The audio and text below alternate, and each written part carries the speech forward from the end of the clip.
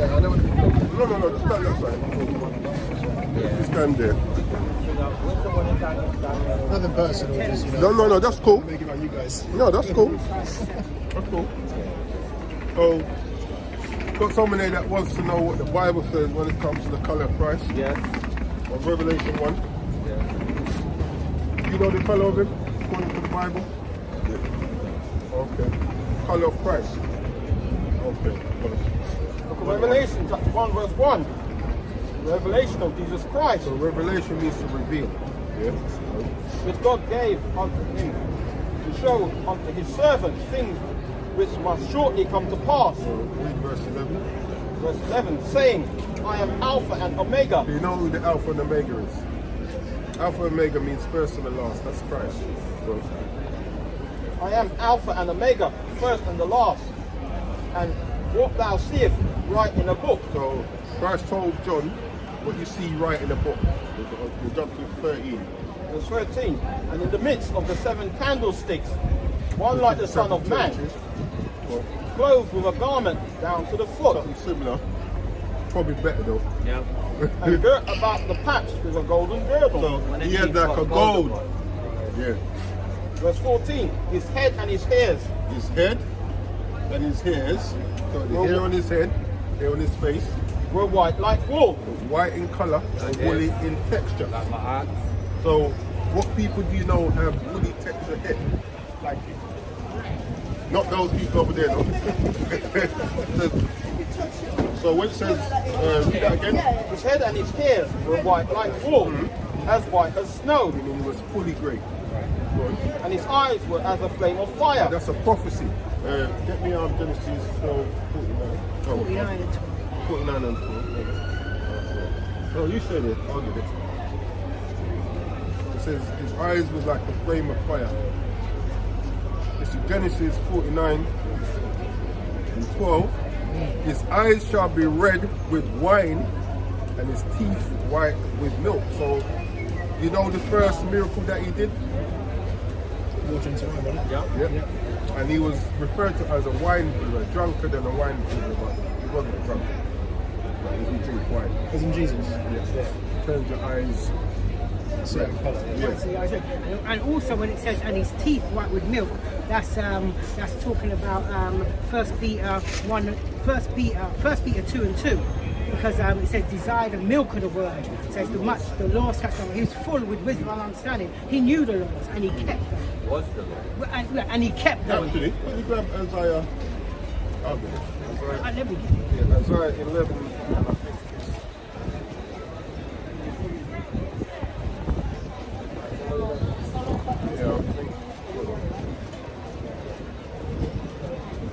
where you going? Read from 1 to 3.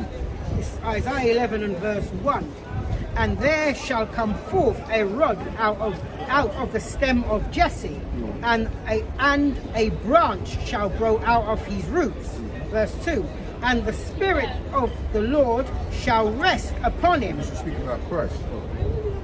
The Spirit of wisdom So you have the spirit of wisdom, and understanding, the Spirit of counsel and might, the Spirit of knowledge and of the fear of the Lord, which is the Yahweh alongside.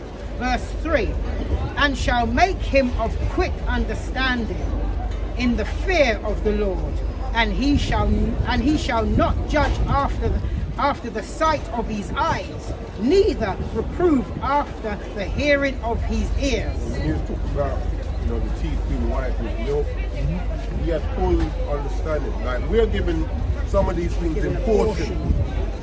He had the full. Read verse 13 again. No, 14.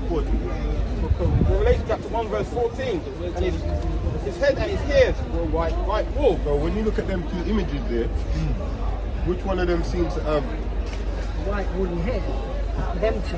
On the right of this. That's right, go on. As white as snow, and his eyes were as a flame of fire, You look, so the whites of his eyes red. Go on.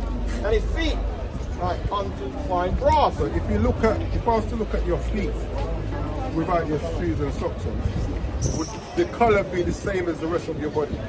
Yeah. They say his feet like unto fine brass. What color is brass? Copper. Yeah. But what color in the scale? What color is that? Brown. His feet like And brass. his feet like to fine brass, as if they burnt in a furnace. If you burn it, what happens to it? How white is that? Not very wide. There's a little confusion for me. Now, get me Daniel. It's got- Oh, Daniel 10 and Psalm 5. This is the book of Daniel, chapter 10 and verse 5, and it reads, his body also was like the barrel. Meaning he had a green garment on. Yeah. So there it says a garment down to Green the garment. foot. Yeah, that's the Yeah. But this is telling you the color. It says he had a green garment on. His body also was like the barrel, and his face as the appearance of lightning. In the wisdom. Let me Ezekiel Ecclesiastes 8 and 1. 1. It says his face like, because when you know the account of Moses when he came down from the mountain, he got all that knowledge up there. What happened to his face? Darker, isn't it? No, it was shining. Remember, He they had to put a couldn't veil. look upon him, he had to put a Yeah, but he veil. had all that wisdom, so This is Ecclesiastes chapter 8 and verse 1. Who is as the wise man, and who knoweth the interpretation of a thing? A man's wisdom maketh his face to shine, and the boldness of his face shall be but changed. you can see that with certain people. You can look at a person, right, this person looks quite knowledgeable. Like there's a certain, you know, yeah. Read that again, bro. This is the book of Daniel 10 and 6. His body also was like the He barrel, had a green garment. and his face as the appearance of lightning. But some people get all stupid, say, oh, it's parabolic. His body was green. You ever seen someone with a green body? Or even when you go back to Revelation, head white, eyes red, body a diff like that's an alien. And his eyes as lamps of fire, See, same thing, had red eyes. and his arms. Hold it there a minute. Arms. And what I like about this verse, because some people say colour is not in the Bible. He said his arms and his feet, like in color to polished brass. burnt brass. Because also, what the brother teaches you is that when you look at history and they used to polish brass, they used to use two colours. Well, Well, what you happens is, explain right, back in the Roman era, they had statues, didn't they? Brass statues. Now, when you keep a brass statue outside, in the elements, it catches a canker, which is a rust, right? A green rust. Now, back in them days, they used to polish it with a thing called patina. You can look it up. Patina, patina. Now, back in these days, patina only came in two colours, dark brown or green, like the Statue of Liberty. So when it says here, like in colour to, Polished brass. that's why it uses that phrase. It's not going to be green. No, of course not. It's like even when people say, It's it's a bit of a literal kind of interpretation. yeah. So even when people say, oh, we'll say, so what colour are the Jews? Instead of saying black, which they don't want to do, they say, oh, they're Middle Eastern. So what colour is that? Oh, Their direction. they're Yeah, olive. they do that. They're Middle olive. Eastern. Now, olives come in two colours. What colours do they come in? Black or green. Exactly. So which one would it be if they're Middle Eastern? Would it be green? Can we bring out the Most High's color as well? Yeah. That's in there as well. The Most High. Yeah, you still got Daniel? Yeah, bring that out in there and go back to Daniel. All right, You bring okay. that. Yeah. All right. So So this this is the father now. This is the book of Revelation, chapter 4, verses 2 and 3. Verse 2. And immediately I was in the spirit, and behold, a throne was set in heaven, and one sat on the To throne, the father. and he that sat meaning sat on the throne, was to look upon like a jasper and a sardine. So this is a sardine stone. It's actually my color, or maybe his color, and a jasper, and the jasper is more like his or his tone. How white are those? So that's the Most High. So let's go to Yeah, Daniel now. that's the most side. That's his, he was to look upon. So if you looked at him, that was the color that you saw. Now, Daniel 7 and 9. Let's see what his hair was like. He had hair too. Daniel 7 and 9. So this is the book of Daniel, chapter 7. This is the book of Daniel, chapter 7. 7 and verse 9. So I don't let my wife and bricks and station. Okay. Oh, no problem. Let's quickly read it. I beheld till the thrones were cast down, and the Ancient of Days, which is the Most High, did sit. His garment was white as And snow, the garment, white garment. and the hair of his head like the pure wool, Like what? like the pure wool. Take it easy. Yeah, Shalom Israel, as usual, come out week in, week out, and as often as the Most High makes it possible for us to push His words, we can use it to wake up the elect of His people. But before we start, we're going to give all glory, honor, and praises to Yahweh. Hashem, Yahushai, Waha, Rakah, Kodash. God bless us to the elders and apostles in Israel, the Akims of the highways and byways, those pushing this word in truth, sincerity, brothers and sisters in the truth. And we was asked a couple of questions before we started to open out. And this guy wanted to know what color Christ was in the Bible. He didn't know, so that's why he was breaking that down to him. And he was asking some good questions. We were speaking to him from earlier on, from out the front there, and it says like the Spirit bears witness with our spirit that we are the children of the Most High. So at the end of the day, we're going to teach, we're going to tell them what is required of them, to make the Most High do the rest. His spirit weren't really off, to be honest, but it is what it is. So, Yeah. Now, the lesson I want to just touch on today is like loving Jake is hard work. this looks so And it is hard work loving Jake, but it's something that we still have to do. It is required of us. Now, the thing is, right, I was at yesterday, I was talking to a guy at work. He's a Jehovah's Witness. Yeah? And they always try to say about the Kingdom Hall. So I asked him, like, what is sin? Yeah? I asked him what is sin. $6 million question. The question that the sister gave us the other day. Remember when you asked her what was sin? Oh, Yeah. No, No, but even the guy out there earlier on was using missing the mark. Yeah. I'm missing the Franklin, you're missing everybody but the In it. the Bible. Yeah, in it. So anyway, I asked him what is sin. Then he said to me, we all fall short. I'm like, but that's not the question I asked. What is sin? Nobody could keep the laws. So you ask them a specific question and they tell you what they can't do, rather than tell you what sin actually is. Because you can't be out trying to teach people something, or to teach people to abstain from something, but you don't even know what that something is they're supposed to abstain from. So how are you teaching me, and how am I going to follow you if you can't even teach me what I'm supposed to abstain from?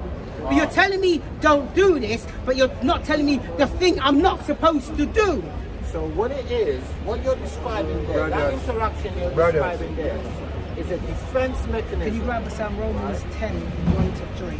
So what you notice with people is if you ask them a question, and based on the question, they will know where you're going, and they realize that if they give you the answer, you're going to be able to land your plane. What they do is they try to divert. It's a defense mechanism. If you can get us from Matthew 6, I can see them. So when I asked him what is, I said to him, that's not the question. And then another guy that was listening turned around and said, sin is the transgression of the law. That's right. So I said, thank you. At least somebody knows what sin is. The other guy disappeared away on his toes. So he was looking for an escape route. So, and this is why I say loving Jake is hard work. Because what we won't do is stick to what was asked. We go somewhere else. You know what I'm saying? Now, the thing about this truth is, like they say, having something that is worthy doesn't come easy. It takes a lot of work and time and patience. You know? Let me just add, when you attain or achieve that thing that's worthy, you have to maintain it and protect it as well. You can lose it. Yeah. Sis, what do you think? Just was going to ask the same thing. Okay. Yeah. Now the thing is now. So I said to myself, like, you know, this brother, he needs to really know what sin is and this and that. So what I want to know is how many of us actually pray for our brothers? And I'm not talking about brothers you know. I'm talking about brothers you don't know. How many of us do we actually pray for our nation? People that we don't know. Just pray that they, hear the word and come to the truth and, love one another and come, together. How many of us actually pray for those things? Bring that out for us, up. Romans 10, 1-3. Romans chapter 10, verse 1.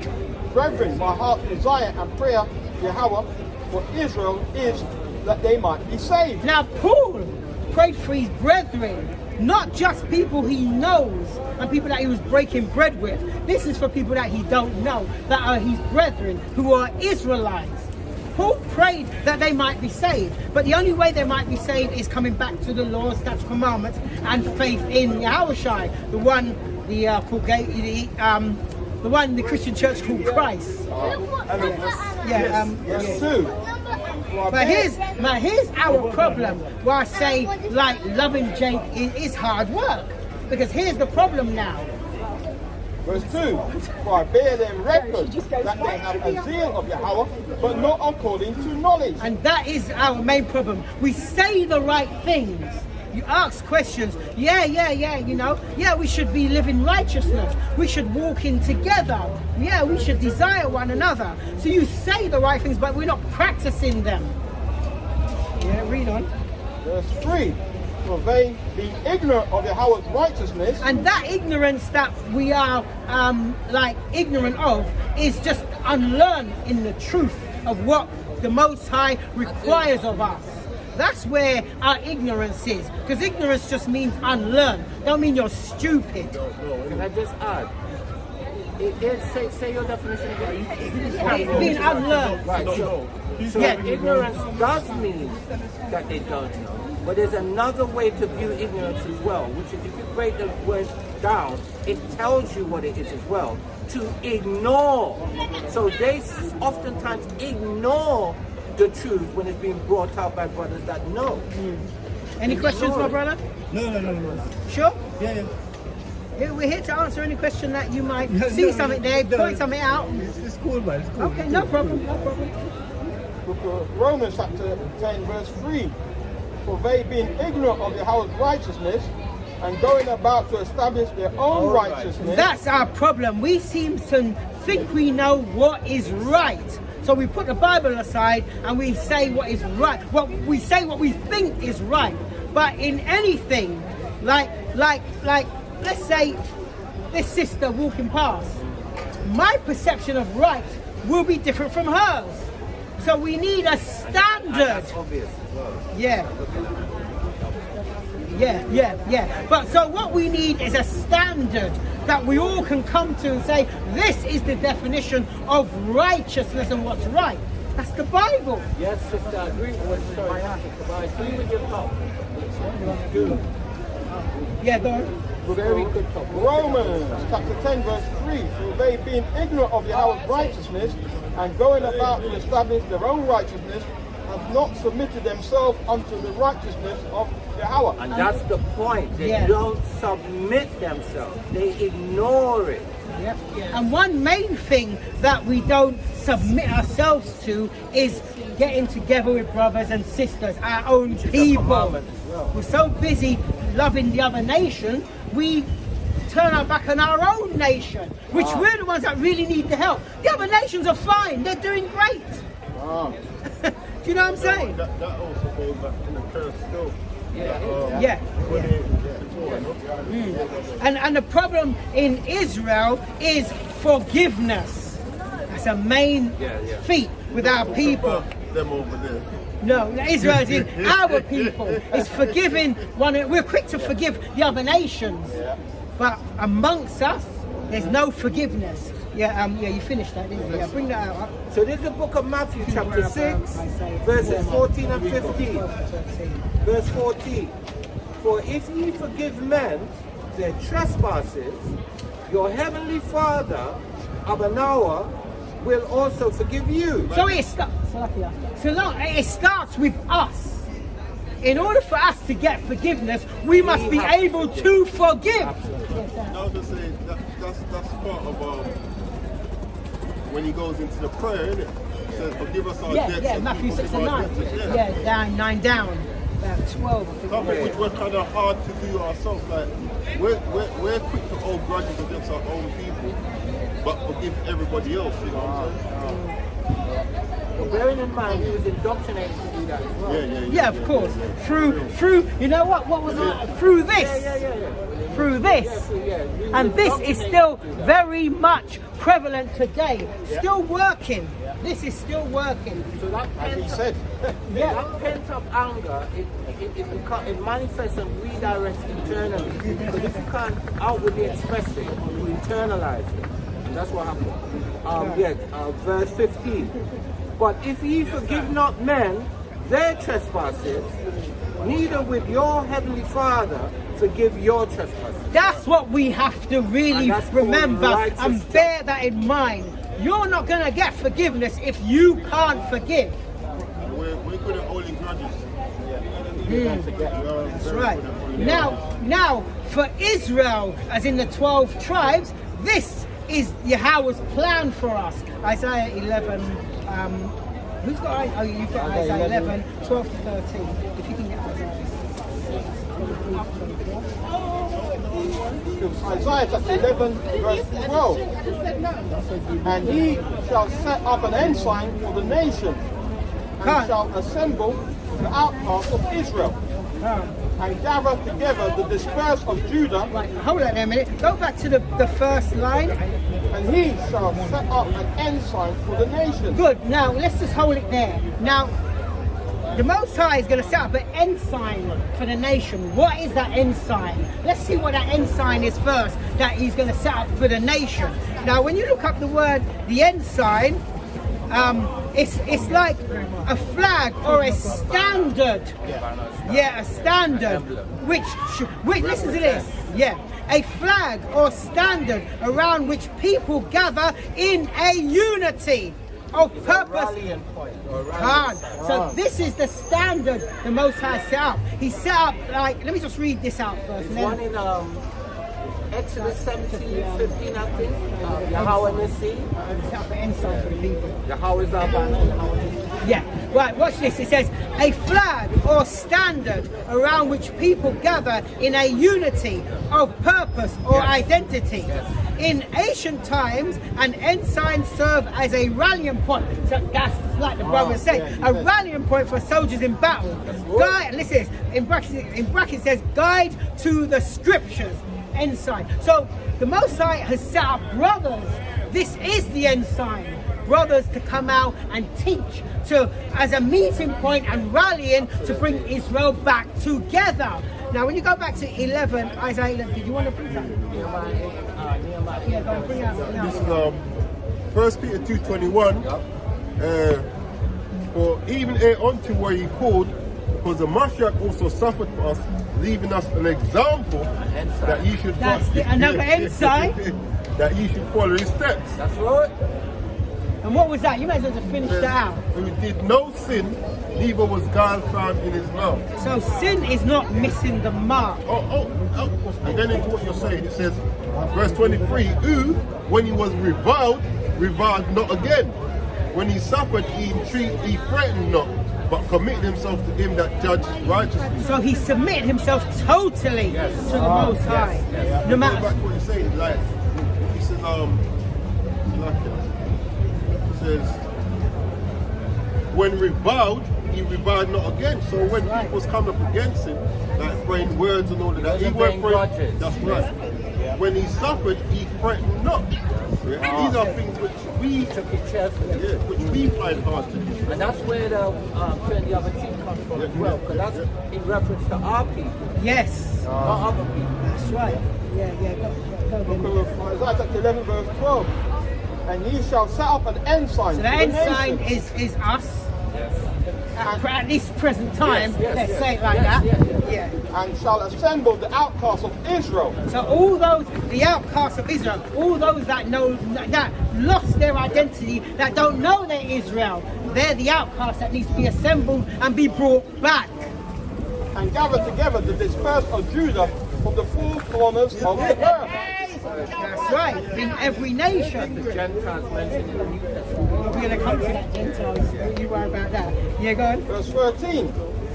The envy also of Ephraim shall depart, and the adversaries of Judah shall be cut off. That's right. Ephraim shall not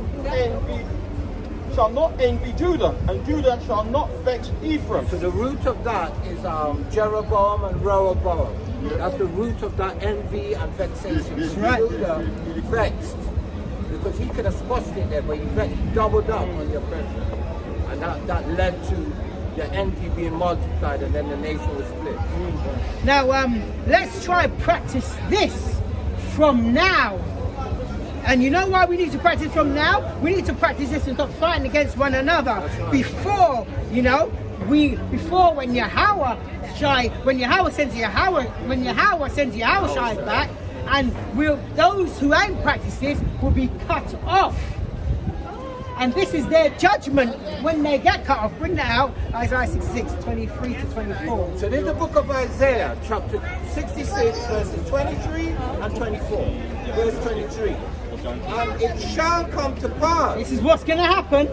that from one new moon to another, Good. and from one Sabbath to another, Read.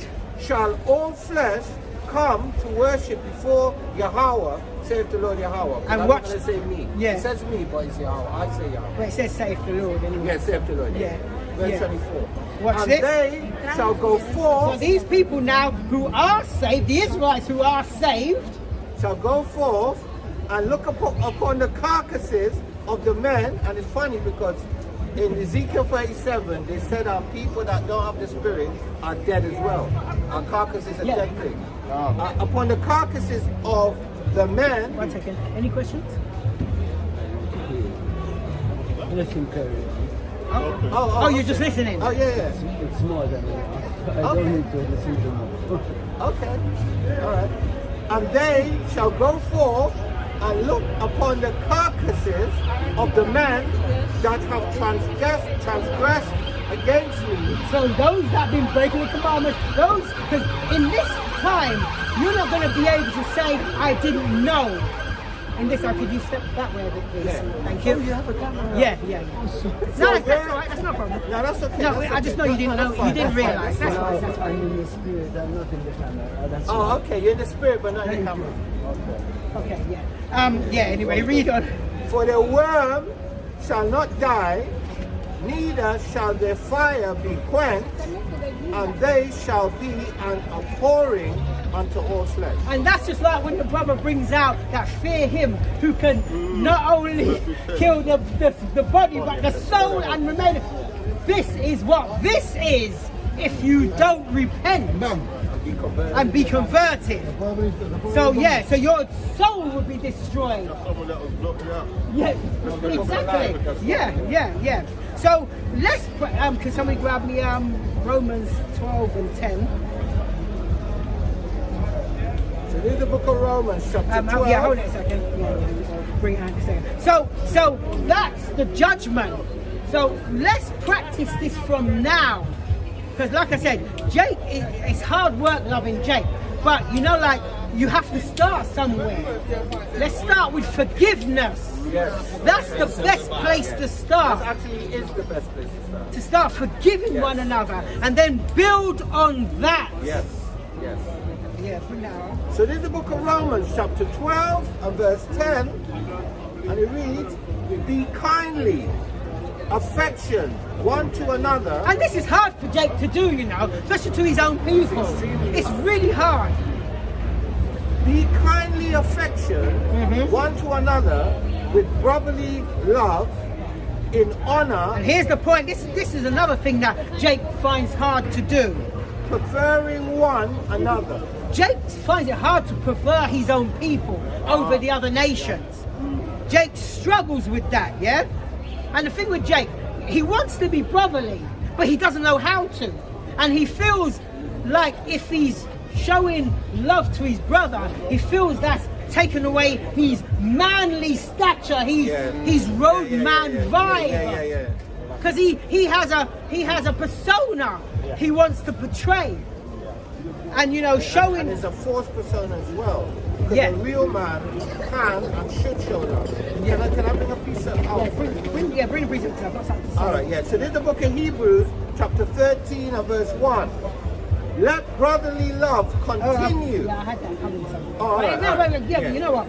Yeah. It's in the spirit. Yeah, Bring yeah. it. Let brotherly love continue. It says it all. Yeah. I'm not going to expand because... Yeah, I've got it. Yeah, a bit but further let down. brotherly love continue. And remember, for it to continue, it has to be already raining. Exactly. So it has to be built up and then continue in that. Yeah, and like I was saying, Jake finds it hard because I remember when I came into this truth, right? One time I was walking down the road and me and a young brother walking the opposite direction. So we've come close and I've said, all right, my brother. Yeah. And he said like, oh, do I know you?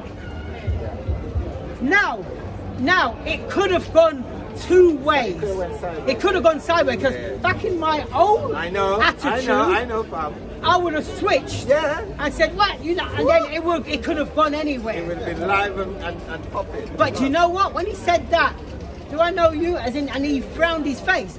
And I turned to him, because he had stopped now, and I said to him, is this how we're going to treat one another? A brother's hailing you up, and this is how you're going to treat your brother. You know, when I said that, his persona changed. He felt away now. He apologized. That's good.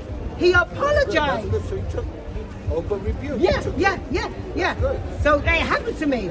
He apologized and said, you know, sorry. And then That's he right, that's touched and said, right, yeah, that's yeah. right. God said to us that, like, we got enough problems for us to now be hating on one another as well. Yeah, no reason. And you know what? He's a young guy, but he took that correction and he apologized for how his demeanor was at the first start.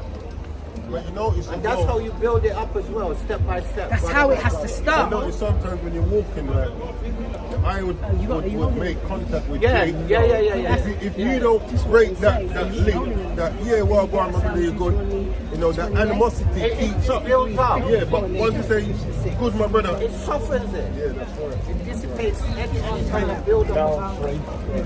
So you see, now the thing with our people, Jake, like I say, Jake is full of attitude. But you see, the problem is Eve is worse. Because Eve is full of emotions and attitude. So that's it's even worse. That's adding fuel to the fire. Yes. So the attitude itself is fire, and then emotion on top of that. It's even worse. Unstable. Yes. I mean, you sometimes walk down the road and just say hello to Eve and see the response you get from some of them. Woo. And it varies as well, because you could get a good one, and you can get a very bad one. Yeah. As well. Yeah. And all you're saying is hello. That's what it's saying. Hello. Yeah. You know? Yeah. Yeah, bring that up. No, I don't Now- know why you say goodbye. I say hello. Now, I mean, we brothers here and other brothers, we understand that the curses are upon us, why these things are happening. But it doesn't mean we can't break that cycle, because we got the tools to do it. There's a saying, if nothing changes, nothing changes. You can't keep doing the same Sis, thing. may I ask you a quick expecting question? different outcome. What is sin, sis? Pardon? The couple Come, questions. sister. I will stop that if I'm on the road. Like, give me a time, right? Take that. Yeah, bring. Nicely done. Book of Deuteronomy chapter 28 verse 54. And this is prophesied that this was going to happen to our people, and it actually did, our women and our men. So that the man that is tender among you and very delicate is This high. is how we were, because when you go to the law in Leviticus, we're supposed to lend to our brother without usury. We can't oppress our brother. We're supposed to give him his wages on time if. Before the sun go down, or before the next day comes, and we're supposed to love our brothers within our people as we love ourselves. Yeah. So these are written in the law. But look how we strayed. Deuteronomy chapter 28 verse 54. So that the man that is tender among you and very delicate, his eyes shall be evil towards his brother, and toward the wife of his bosom, and toward the remnant of his children, which he shall leave. And that's why you have a lot of single parent households. Sis, let me ask you a quick question. Do you know what sin is? What is sin? That's $1 million question. No, it's just. No, well, no. Can you just come this way a little bit, just so I don't have to Your switch way, I'd out? love to hear your way. I mean, first of all, before you explain your way, can I just ask you, do you believe in the Bible? Oh, that's good, Mark. Anyway, let's hear, what's your definition of sin? Sin comes from the devil. Yes. And he, because he failed to do what God you say, because man failed to come to God. God's standards? Yeah, God standard. Okay. And yeah. And then that's all the first time. Okay. Right, now watch this now. I'm going to show you what sin is according to the Bible, the biblical definition. Because some people have an explanation of what sin is, which, you know, it's all well and good. But what we have to do is what the Bible says, because this is the standard we need to go for. 1 John 3 and 4. Let's see what sin is according to the Bible. So in the book of 1 Do you go John, church, sis? chapter 3, So verse does your 4. pastor teach you to stay away from sin? Good. Right, now watch this. You know why it's important to know what it is according to the Bible? Yes. That is very much important. Yes. Yes. Sin is just like the umbrella and all the things. Well, before you say that, let's see. But I like that living sin thing that you said. I like that. That's a culture thing. That we don't live in sin. So now Because we're the fact is, right? The fact is, like people say certain things, which kind of sounds good. Yes. But let's see what the Bible says what sin is, and then we can build from there. So there's the book of 1 John, chapter 3, and verse 4, and it reads, whosoever or whoever commits sin, transgress, Means break to break. transgressive also the law. For sin is the transgression or the breaking of the law. Now, that's what sin is biblically, if you break God's commandments, His laws. Now, you said your church teaches you them commandments. So, obviously, I know, say, looking at you, you don't steal, No. yeah, and all that. But let me ask you this question. Do you break the Sabbath? Because that's a law.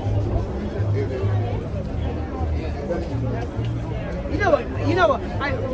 I do. In my No, I know. in my bag, if you just get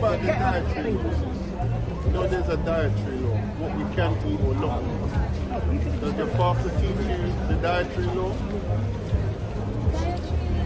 Alright, do you believe that we can eat anything we want as long as we pray over it?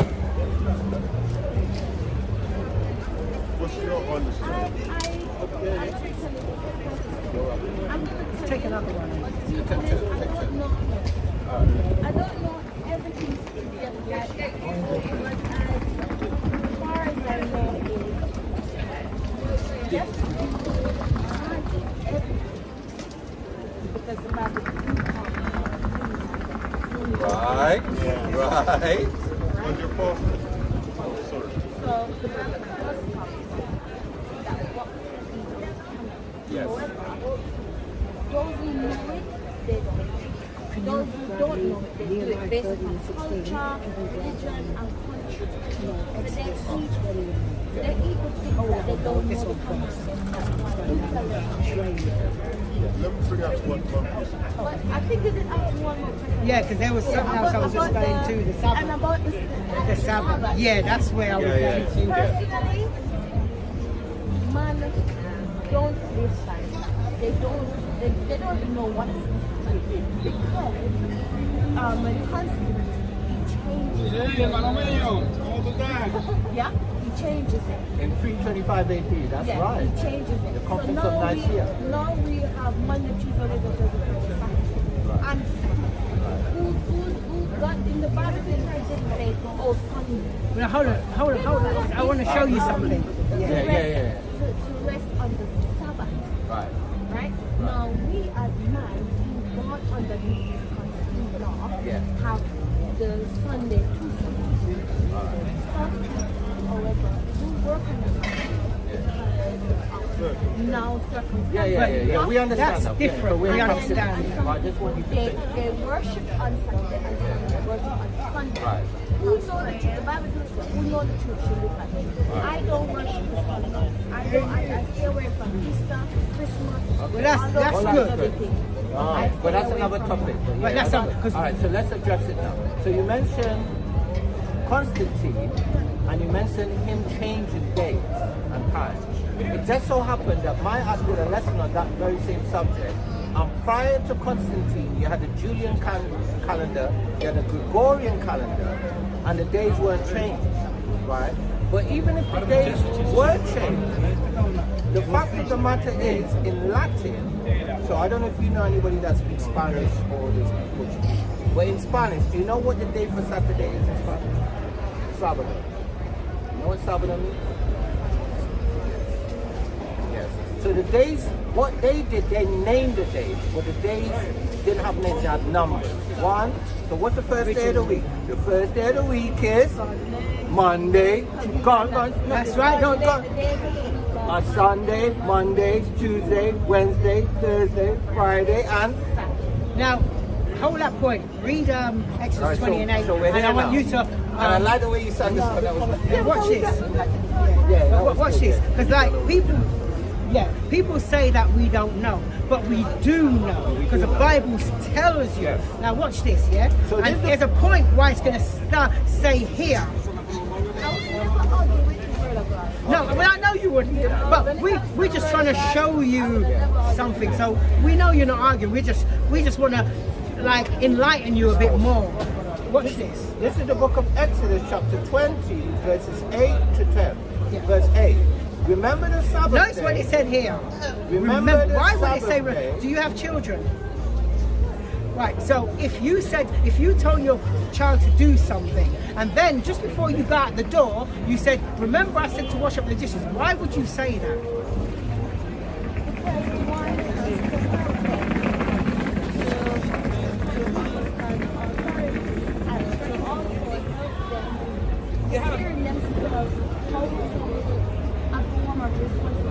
Yes. Or should I say, or another way, knowing that they might forget when you're gone. So you tell them, remember to do this. So this is why you would say to somebody, remember to, because you know they might forget. So that's the main reason. Hold The on. reason why you said, the reason why a parent would say remember also they fall under sin like sin. Child, remember what he said. This same thing with what the word of God said about man, Right, good. This is what we're going to read. So just listen to this. Yeah. So verse 8 again. Remember the Sabbath day to keep it holy. To keep it set apart from all the other days. Verse 9. 6 days shalt thou labor, Monday, Tuesday, Wednesday, Thursday, Friday, shalt thou labor and do all thy So you work. got from Sunday to Friday to do all your work. But on the 7th day is the Sabbath of the Lord thy God.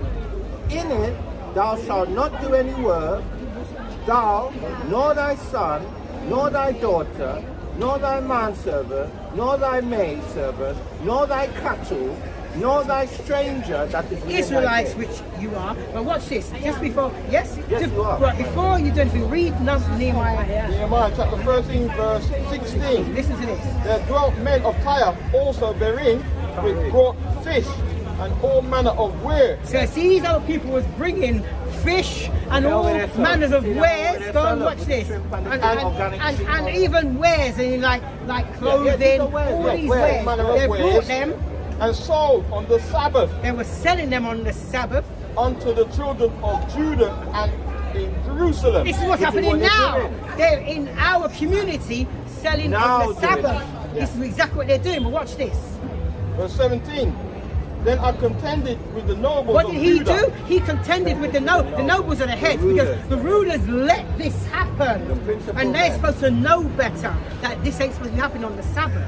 So what did he do? Then I contended with the nobles of Judah and said unto them, what evil thing is this? So what that is it? ye Hang do? on, hang on. What did the Bible describe this as happening on the Lord's day? What evil thing is this Described it as a great evil. that ye do and profane the Sabbath day? See that? I So- will say to you that the word of God is on. And I will say that God said don't break his commandments. Also, when Christ came and when he said he didn't come to change the law but to fulfill it. No, well, hold it. Before you say that, We were reading about the scriptures. I just need to finish it. okay, I just want to correct that statement. So I only can say what I can read in the word. I will not go beyond the word, and it will be. I will have to say I have opinions, but also I will always stand by the word. This was a hit and miss. No, we just like we got to edify. We're just edifying. We're not doing that. I'm not that. Yeah, no, that's good. We're talking. So with the law and the Sabbath and what the word said, what the Nehemiah. Nehemiah. when Christ came and the first and he killed the woman on the Sabbath, and when the first said, oh, you give the woman on the Sabbath, how can you break the law? Yeah. And what Christ said was, is she a daughter of Abraham? Wait, Well, is that's not she- quite is what he she- said, but I'm just saying because She gets out. yeah, he said, ain't she a daughter of Abraham? Didn't you, if your horse run away and go drink water, are you gonna go and because they were coming at a place where it's so I would say like David judgment or like a crime or a force on these people to say, okay, you have to be deeper or whatever, so you sin and da. But God is like, but if your horse run away, are you gonna go get it? Or if your cow wanna drink a cup of you understand what I mean? It's like Did Christ break the law? Christ did not break the So law, that means but that the he Pharisees said- were very forceful. the Pharisees was there like to use the law against man, and God is saying that man, we can't live by, we can live by, but without Christ, without God, without God. Sis, No, sis. I'm just telling you, because we're human beings, we are bound to break. no. Okay, all right, Because so- we're human, all but right, with Hold on, Christ, we need to get the scripture in to show because what you're let me tell you what you're doing. Monologue, Like you're saying what you were taught, Yes. not what the Bible says. No, it's not. I'm going to show you that. Is it- is it Go to not- Matthew 5 because she said about first of all I want to tackle the whole. Hold on. No, I want Wait, to. but do you understand where I was coming Yeah. There's from? one thing I want to say. So you know, Right. you tackle your mouth because it's on topic. I just read out to you. I still have it in my hand. I read out to you Start the screwing up your actual face, law man. on the Sabbath, right? So when I'll read it again. Yeah, I don't want to get. No. It's just a quick thing. Yeah. In it, thou shalt not do any work. So what is work? Yeah. It's when you get paid for a Serve our service. work. Serve our work. Listen, thou, nor thy, let me finish. Nor thy son, nor thy daughter, thy manservant, thy maidservant, thy cattle, nor thy stranger that is within thy gate. Where in this does it say you can't heal somebody, you can't help somebody, you can't circumcise somebody because you have to? Based upon the Pharisees, because the person is judging But- Christ because No. Christ did what he You're not did. listening. Now, when you speak, I fully listen to you. But I'm speaking and you're answering while I'm speaking. What I'm trying to tell you is I just read the commandment on the Sabbath. And in it, it mentions nothing about you can't help. Actually, you are ordered to help someone. Now, hold that thought, because watch this. Matthew 3 and Mark 3 and verse 4. And he said unto them, this is what Christ said, it is lawful to do good Good. on the Sabbath. That was the thing. So it was fine to do good. No, I know you're not. I know No, you're not. no, no, no, no. Now, But if we're gonna, if remember, if we have we don't have all the books in the Bible. We don't have all the books. Who said we don't have all the books? There are more books. Yeah, we have them. We have it. Yeah, Look, look. I'm just saying, it's not in that one. I know about this one. No, it Look, was, look, but it look, was taken it's out. there. Yeah. You see that You know, one? we do have all The of 16, look, the 1611 edition, it's got everything there in its correct place. Now We they do have it. Have that now. But what I was trying to say is, when Christ came, because if we're gonna go to the old, we have to go also to the new. Now, hold on, sister. Hold on, understand sister. that. I know what you're saying, but listen to what I'm saying, right? There's no but. Really, If no, we're gonna- because- there is, because There is a but. Watch I'm, this. I'm respecting my brother. That's what I'm What- saying. watch When this. There is a when big I but. said the first, because the first, I'm not. hold on, sis, about like anything. because we need to see what the Bible just says, saying because we that- are talking and we're not reading the Word of God. What But I'm, watch this. what I'm saying is that is the first commandment in the Old Testament, and then it also with the New Testament, because we can't leave one. No, listen, no one's in that, but listen to this. Read this. Listen to this. Matthew. Hold on. All the commandments are in the Old Testament. I know, same thing. Yeah, but they're talking from the old. When they're quoting from in the new, it's the old. You know what I mean? Like in the Old Testament and the law and the commandment. But what we read about in the New, Christ said, love the Lord thy God with all your heart and love your neighbor as yourself. Those are Old Testament Yes. laws. Every law that I'm saying like the old. no, but you're trying to make a separation. No. I'm saying that when we're reading from the Old Testament, also. No, we're reading from the Old Testament, but also Can I address it? Yeah, go ahead. Can I just address it? So number one, what's causing the schism?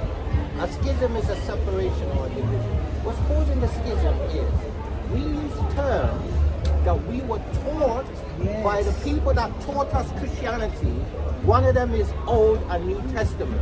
That is not in the book. That's what somebody came up with to divide the Gospels, the writings of Paul, the writings of Peter, the Revelation writing, and separate that from the Apocrypha, the prophets, and the first 5 books of Moses. That's a word that somebody made up. There is no Old and New Testament. There's the writings of the Bible and the people that were anointed by God to write them. There's no division. So the minute you start saying, oh, that's not Old and that's New, you separate one from the other. No, they're one book. Hold on. Because I still want that read. Book of Matthew chapter 5 verse 17. You said that Christ had fulfilled it. Now I want to go to that point to show you what he fulfilled. You can get Luke 24:44. Watch this, yeah? Matthew chapter 5 verse 17. Think not that I am come to destroy the law or the prophet. Notice how he says, think not I come to destroy the law, Which is meaning the basically the first Old 5 Testament. books of Moses, all the prophets, which is from The rest. Joshua onwards. He said he ain't come to destroy them. Watch this. I am not come to destroy, but to fulfill. So next, when people read that, people say he came to fulfill the law. He didn't even say he came to fulfill the law. He made a separation. He said, think not I've come to destroy the law or the prophets. Then he says, I have not come to destroy, but to fulfill. Now, how about this? No, you didn't, because I'm going to show you. I Now, never said that. sister, what? That's what you said. What I meant was this. No, but watch this. That's what I meant. But we're going to show you. But that's what I didn't meant. That's what you meant Yeah. to say. Yeah, That's what I was meant to say. yeah. Okay, So, so yeah. Now watch this. Now Christ is going to show you what he fulfilled. now I want you to listen carefully to this, and I'm going to bring a precept to it to further illustrate. So this is the book of Luke, chapter 24, verse 44, and it reads, and he said unto them, Red letters. So this is Christ actually teaching this. these are the words which I spake unto you while I was yet with you, Here we go. that all things must be fulfilled, Watch this. which were written in the law. Because the there's first 5 prophecies books, of what was going to Torah, happen to Christ when he comes in the laws of Moses. and in the prophets. There were prophecies which what's would going to be happen Haggai, to Christ in the prophets. And in the Psalms, which would be Tanakh, the rest. Yeah. Watch this. Concerning me. Who? Concerning me. There, so he's showing you that what he fulfilled was things concerning him, meaning he was going to die and be resurrected in 3 days. His bone wasn't going to be broken. They was going to cast lots for his garment. That's what he fulfilled, not the law. He fulfilled things that was taught that was going to happen to him. In the book of Acts, chapter 3 and verse 18. But those things which God before had showed by the mouth of all his prophets, that Christ should suffer, Watch he this. have so fulfilled. That's what he fulfilled. That's what sis. Let me ask you a question. When you quoted that scripture, Christ has come to fulfill the law. Yes. What did that mean? Well, based upon what we just read. No, before we read it. Yeah. So before we read it all, this is what I was meant to say. Okay.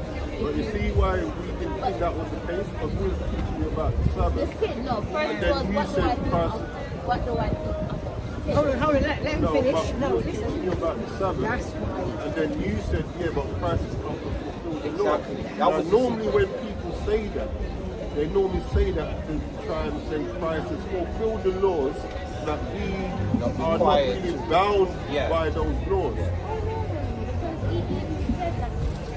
But there's still something I want to tell you about. So, you know, you're right what you said. It also said to keep the Sabbath holy. Yes. So there are many things that when, as we were talking about the sin, and why was sin, and why man have sinful nature. Well, let me ask you a question. What day did you keep the Sabbath? When did the Sabbath?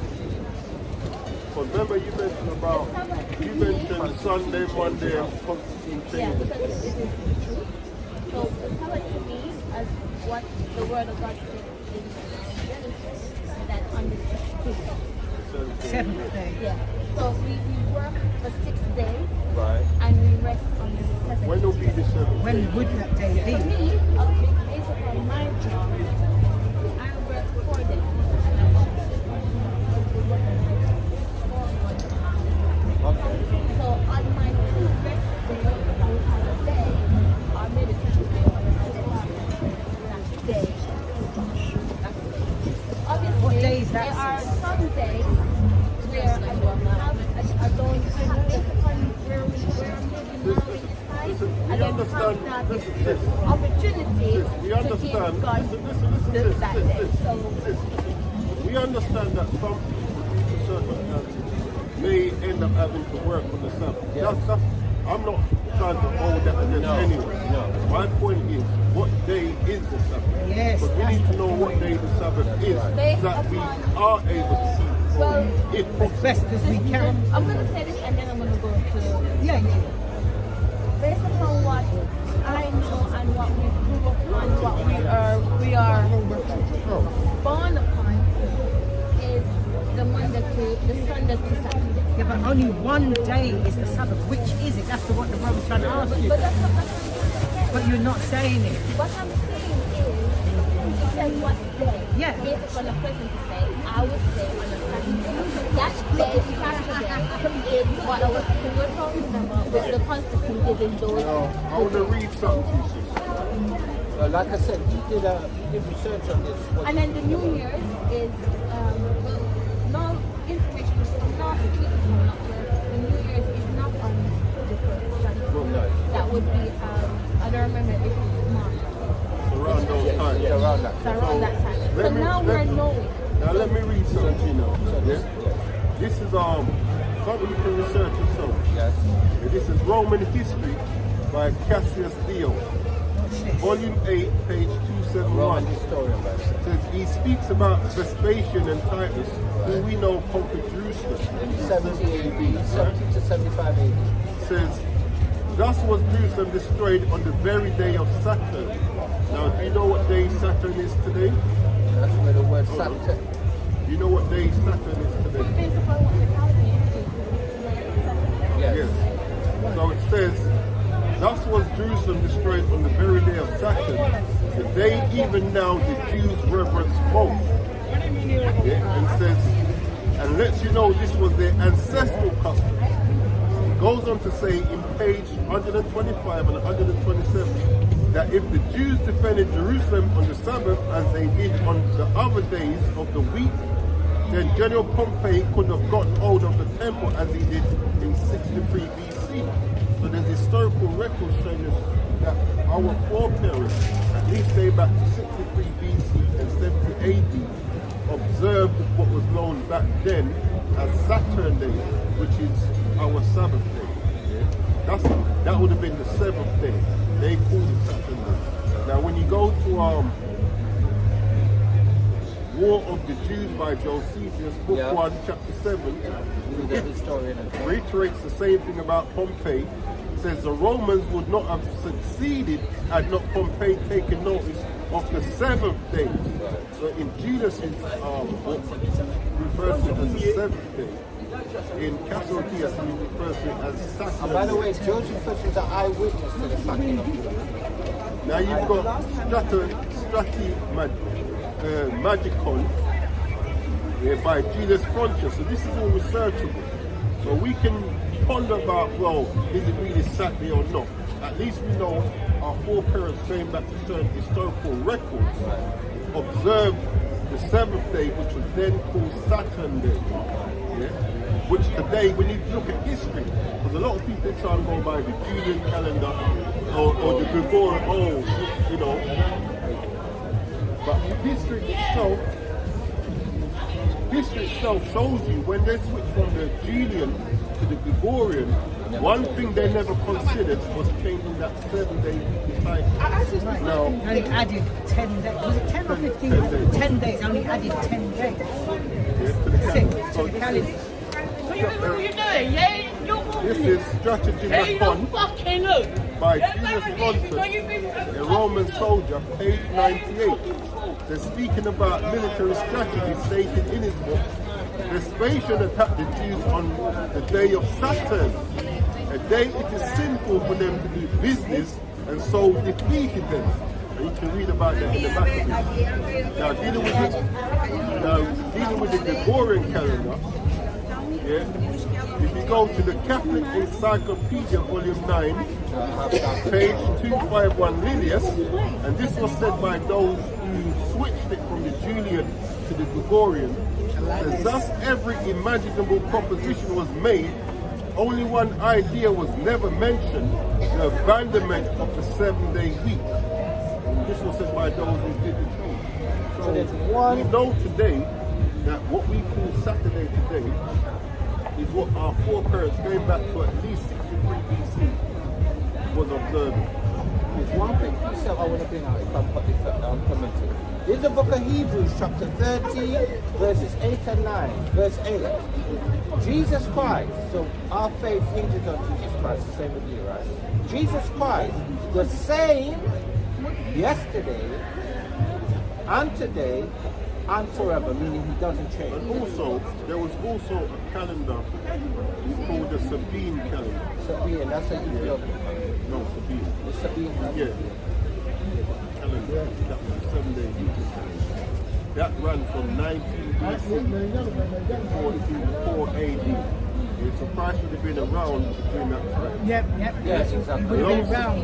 At that time, That's why their New Year's are different. there was also a Roman calendar, which was 8 days. Yes. Historical record shows you that the other nations took on a lot of our customs. That's why the Romans took from an 8-day calendar to a 7-day calendar. So let me just finish up the precept. So as you rightly said, Jesus Christ is the same yesterday, today, and forever. Verse 9. Are you not carried about with diverse and strange doctrines? For it is a good thing that the heart be established with grace. Right? So I'll just leave it there. So the Bible's clearly showing you that if it's not written in here, it doesn't hold any weight. No, I know you agree. I'm just like reiterating that point. Anything. That's good. That's a good spirit. I do agree with my word, the word of God. That's right. And I really do try my very best to live That's all we up can to do. it. So that's all we are to many. Yeah. I will within ourselves. Are you a speaker at church sometimes? Oh, No. Me and the Bible. But you see, one of the best ways for us to try and do our best, because Brother read earlier on Romans 10 and 2, says, I bear them record that they have the zeal of God, but not according to knowledge. We actually have to speak out the book for ourselves. But the pastors ain't really teaching us what we should out be the doing. book and read. You know what I'm saying? Because you understand that's where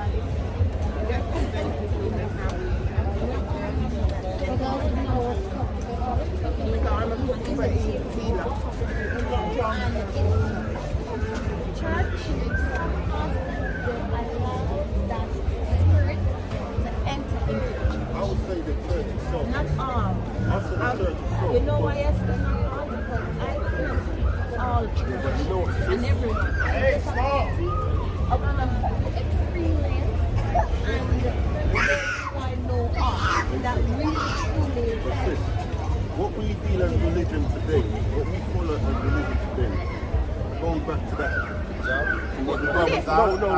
where it says Well, man-made religions. Religion comes from this, but that's where they go back to. man-made. And You see this? It's like But the point I'm making, that's the sis, same deception I was but the point is, there's a specific teaching that comes from that. There's a specific doctrine. Now, the denomination might change it slightly here and there, but the foundation is the same. And it's not going to teach us, one, who we are and what is required of us. Like, if You I are enemies as well. That's in the Bible. if I said to you, who are we according to the Bible? Yes. What people are we in the Bible? Yes. What would you say? What nation do we descend from? No, but there's a number of people that descend from Abraham. So if you know more, and I'm listen, here to listen. listen, but I can't say off the top of my head. so But listen. I know that in my I trace back to my roots where and the straight Hebrews away, are from. So then what you should have said, sis, is Israelites. Because when you say we go back to Abraham, I know, but Ishmaelites, they come from Abraham. We do know evil, by the way. Edomites go back to Abraham. Yes. So do Yes. Israelites. Yes. And they have no Abraham have other sons. Yeah, Yes, exactly. yes. So the point Yes. is, that question, if someone asks you, who are you according to the Bible, the answer should be Israelite. Yeah, that's now what we can do, we can go to the prophecies and believe them. So one of the things we're teaching is that biblically we're God's chosen. Yeah, and what religion teaches is actually leading us in the opposite direction, regardless of what religion. Now we get back to the first thing that the question was asked. What? So what is sin again? Remember, we read it to you, we showed you. Yeah, we're What is it according to the Bible?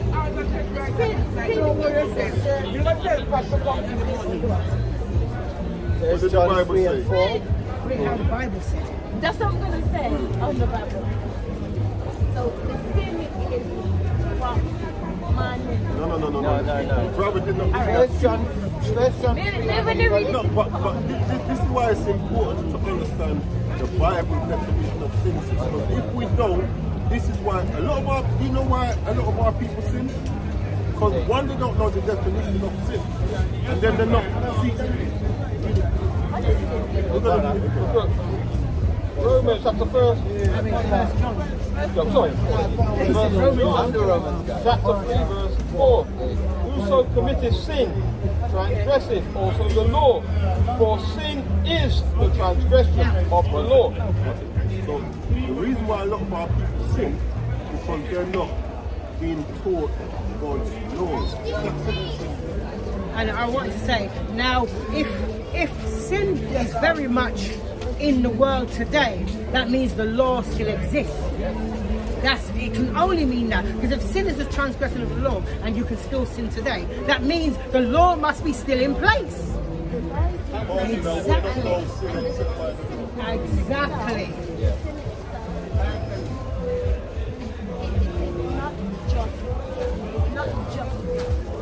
The Bible doesn't say that.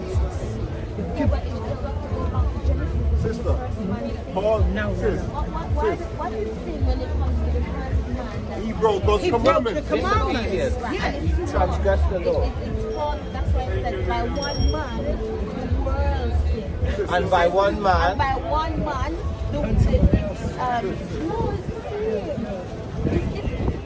Do you understand what I'm trying to say? No, but you've got- articulate like you. No, but me, I'm not articulate like you or have the words to say like you. But when because the thing is, at the end of the day, sin has a definition. End of story. All it means is if you're breaking God's commandments, you're in sin. So if God says to you, that's exactly all it is. If God says to you, do something and you don't do something, you're in. Let me finish. If God says do something and you don't do it, you're in sin. If God says don't do something and you do it, you're in sin. That's it, sis. It's nothing more, nothing less. That's exactly what sin is. It is according to the Bible. according to the word. Yes, it is, because you try to now bring in Adam and Eve, but they transgressed God's laws. God gave them laws. They didn't have a Bible, but what they had, He gave them commandments, which is like within them, and they broke it. They were in sin. listen to this, sister, listen to this. This is the book of Deuteronomy, chapter 4 and verse 2. So this is very good. Yeah. Ye shall not add unto the See word that? which Moses command you, neither shall you diminish aught from it. So if the Bible says this is what it is, you can't say there's more. It said what sin is. It's breaking the commandments. I was trying to say when he was and the said he wanted to call you good, and he said why did you call you good? And he was asking him like None good but one. But if thou will enter into life, keep the commandments. Then he wants to know which. So he said, thou shalt not do murder. But Christ wasn't going to stand there. you never do this, you never do that. That's what And then he said, if thou would be perfect, sell all that you have. That's how it's going to be. Yeah, but here's the problem with that man there. The problem with him, he lacked faith. Christ is showing you that you need faith at work. The guy kept the commandments, but what he lacked was faith. He had his trust in his riches. That's what that story's going into, sis. You have to. No, that's not what you was going to say. You were saying something different. That's what I was saying, 'cause I was thinking about This lady's judging now because No. you only said that now because I broke it down. That's why I said to you to read it. You're going to have to break it down because it's from 15 to 19. No, we're not going to read. Oh, okay. all right. Oh, I didn't even know what he was going to read. Yeah, no. This is what you said. But you see, Is it sin? sis, what is the end game? Yes. What Yes. shall we be doing? You know what? Ecclesiastes 12 and 13. Let's get it. Let's go to the meat of it, Ultimately, man. what is required of us? And if you, who's doing Ecclesiastes. who's doing Ecclesiastes? Yeah, I'll do it. I'll do Could you do Deuteronomy. Revelation now? Do Revelation. I'll do Revelations 14 and. Oh, is it What is required of us? Oh, right, okay. My bad. I really need to go Yeah, that's fine. Quickly read Ecclesiastes 12 and 13, and then you bring whatever you Go want. on, go on. Yeah, watch this. Read, listen. No, let answer. Yeah, but Sis, what's the end game? The end Oh. game, yeah. for us to, we have to love one another. yeah, don't, yeah, it's so good. Take it somewhere else. No, you have to do good. No, you have to do So we have to love each other. good. We have to do good. No, I was pointing at something else. No, I was not you, sister. We have to love each other. We have to do good. We have to be kind. We have to love God with all our heart, mind, body, and soul. Now, We how have do you to do stay. Yeah, 1%. It's the same question. We have to stay. Because you're longing it out. We want to get to the meat. The end game is we have to love each other. We have to do it. We have to do it. That was God wants us to do. We have to. That is the female lesson. We Right? Yeah. have to Let her love bring it God out. with That's all the our spirit. heart, mind, body, and spirit. Can we show you how to do that? Can we show you how to We do that? have to read the word, choose the word, Can we show you how to do what you just said, the word, sis? the book, the Sis. word. You're on point. You're on it. Read 10 and 12. Right. This is I'm going to show you how to. My brother, don't go nowhere. there anything you want to Yeah, this is the book. This is the Yeah, start reading again, isn't it? This is the book of Deuteronomy, chapter 10, I'm going to start reading verses 12 and 13, verse 12. Start next year, innit? I'm going to read it again. And now, Israel, what doth the Lord thy God require of you?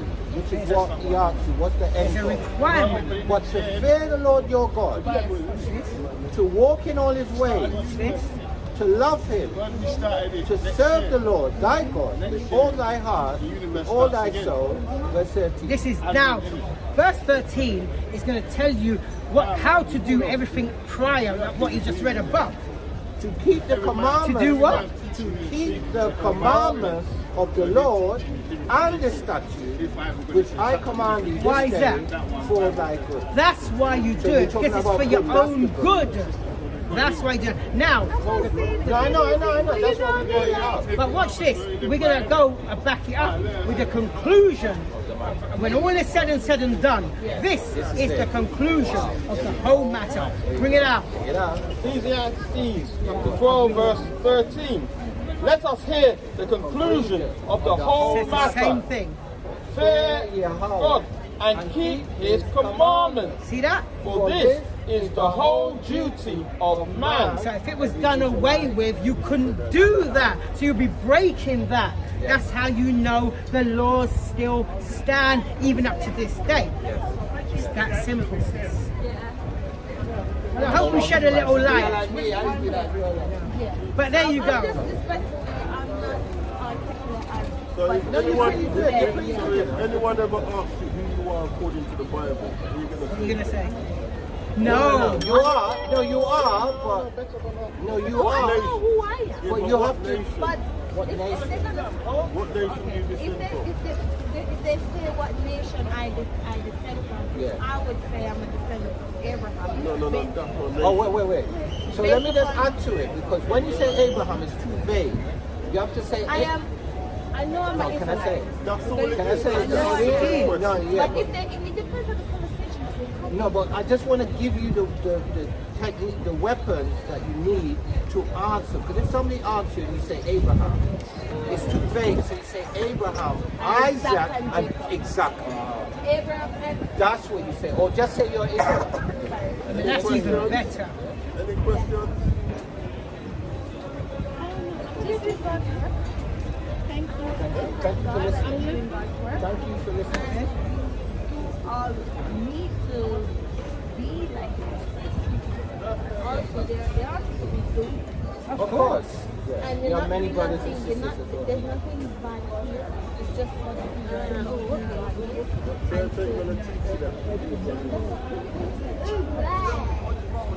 Any one of them, in general. I am not talking about the church. Remember, I did say before that Satan comes as a light. He is imitating the true light. So he sneaks into the churches to deceive. And those pastors who are not doing the will of God, I'm not talking about them. I am talking about the pastors who truly live for Christ in the book, who teaches in the book, who follow the book and his people in the book. If it was not so, it would have been something else different than all you. Okay, so how do you know somebody? Right, so you're married, right? I am married. Right. So how did you know? Because I'm sure I have in a relationship. Yeah, no, but wait, no, so you're asking about but how you knew because you had a relationship. I'm sure you had other suitors, but you had a relationship. Yeah. You tested him, you tested the spirit, but also he proved Himself. That's why when he said the church, I've said no, it's not all. Just as we guys here preaching the word of God and preaching the word of God, No, we know that. So I was just trying to say when he said the church, remember. The reason if why he God said church, because the Roman Catholic, the Catholic Church has been the number one tool to keep us lost. That's what he's talking You know about. why I said the church? They were set up for that purpose. If God said that. What did you man- say, sorry? If man is the head of, man is the head of the woman. I strongly believe I strongly believe that as well. So you're on point with that one, boy.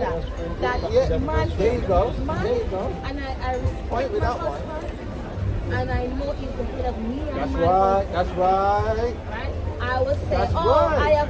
I want to do something, whatever. I go to my husband. He that do Right that. spirit. You understand me? So I believe in marriage, and I believe that Yes. man. Yes. Make it answer. And do you know all them quotas? Where do we find them? In the book of Deuteronomy. They in the book of Deuteronomy what you just said. Is, man is the head of the It's house. beautiful because she's actually doing a lesson for you. That's a lesson, you know. Well, look, So Well, I what know, but I'm she's going about in. brotherly love. what we're going to say is Christ, man is Yes. the head of the house, which Christ is the head of the man. That's right. Right? So when I get married, I don't just get married to my husband. I get married to God, and I don't believe in That's right. Yeah, I don't believe that. No, When you divorce Christ because he is the head of the man. You understand? And which the man is the head of the woman is the head of the children. So it and that's why the devil is family is marriage is man and woman, and that's why they come up with the system. Do you understand me? So when it said church, we have to believe that there are good people who strongly believe in God, in the book, only preach and teach about every single word in the book. That's what I believe. I have a pastor who's like that. He doesn't go out of it. I've been in a church, mega church, Can I ask go you- out of it. Can I ask you two questions? One is, does your pastor wear fringes? He doesn't wear fringes. Does your pastor? With the ribbon Oh of blue. yeah, he has that. He has He these. wears these. And I have not these. He has the Jewish one with the thingy. I don't understand. No, but so when you say He doesn't have these. these. With a ribbon. With the ribbon of blue. No, he doesn't. Does he have Maybe this? he have. I don't know. No. When he's preaching or teaching, do you see him with these or do you see him with these? Right, so that's a commandment. So like I said, how you know is by testing and proving. So if somebody's a man of God, they are going to submit. They're not going to break the least of the commandment. That's number one. Number two, does he shave his face? Is he clean shaven? He's got a beard. Oh, that's good. He does have beard. Alright, that's good. But he's supposed to wear. Do you know why he's supposed to? Yeah, he can bring it out. Right. Because there's a very good reason why you actually have to wear fringes. 15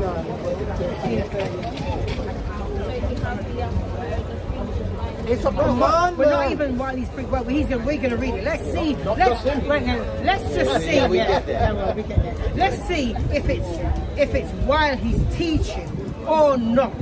So That's what we need to So see. this is the book of It's Numbers. only when you're teaching. This is the book of Numbers, chapter 15, verses 38 to 39. Verse 38. Speak unto the children of Israel, which is us, and bid them that they make them fringes at the borders of their garment. No. Borders of their garment. Throughout their generation. Yeah. At the borders of their garments throughout their generation, When how? which means Throughout their so long as you have generation. so long as you're generating children and they're generating children, they're supposed to wear fringes. So it proves with a ribbon of blue, it's not just the priest. which by the way the indigenous people of the Americas wore, and by the way the Igbo people wore, and the Akans and the Ghanaians wore. Yes, listen. And that they put upon the fringe of the borders a ribbon of blue, right? Well, listen why. And it shall be unto you for a fringe, that you may look upon it and remember all the commandments of the Lord. So this actually is a reminder to yourself and to people that see it. Okay, it's a Sabbath. Don't do that. Okay, I'm supposed to love my brothers and love myself. Okay, I'm supposed to treat my wife as love my wife as I love myself. All these things that we're teaching and preaching, the fringe is a reminder of it. So if we're not wearing fringes and I'm not around the brothers, I could kind of, if the laws is not in my mind at all times, I could kind of slip. But this kind of helps me not to slip, and it helps the brothers as well. So there might be a brother that is coming into the truth, and because I remember when I was coming into the truth, they're thinking that, oh, am I the only one? I'm not seeing, and then you see somebody with fringes and your whole heart lights, leaps. There's a way you feel. What about that sister last week? Yeah, to address. there's a way you feel when you see somebody with fringes. You say, oh, I'm not alone, there's another believer. So It's a commandment, this. Read that again. Watch this. Which one? 38. 38. Speak unto the children of Israel. So once you're an Israelite, it doesn't say speak unto just the priest, or only when you're teaching. Speak unto the Moses was told to speak unto the children of Israel. The whole Actually, let me read that 37. You know why this is, it's a law, which is why it's important. But you know why the Most High established Brought this law brought in. this in?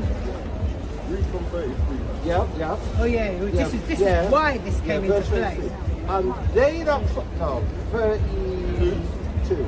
While the children of Israel Yeah. Last one. were in the wilderness, Listen up, while the children of Israel were in the wilderness, this is when they came out of Egypt. Moses come out of Egypt, crossed the Red Sea and everything, they're in the wilderness. they found a man that gathered sticks upon the Sabbath. So this guy now was gathering sticks because he was going to make a Serve by fire. word. Because remember, back in them days, there's no matches. You have to gather sticks, pile them up, Word. rub. So he was gathering sticks, but it was a Sabbath day. Watch this. And they that found him gathering sticks brought him unto Moses and Aaron and unto the congregation. And they put him in a ward. I think they arrested So they put him into what they would have made a little prison thing. Huh?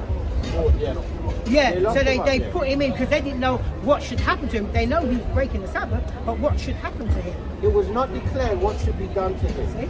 And the Lord said unto Moses. said? The Lord said unto God Moses. said to Moses, The man shall be surely put to death. what should happen to that man? The man shall surely be put to death. He will die for breaking the Sabbath. So then after that, that's when, verse 37, the Lord spake unto Moses. So it's the Lord that said Said it, it saying, again.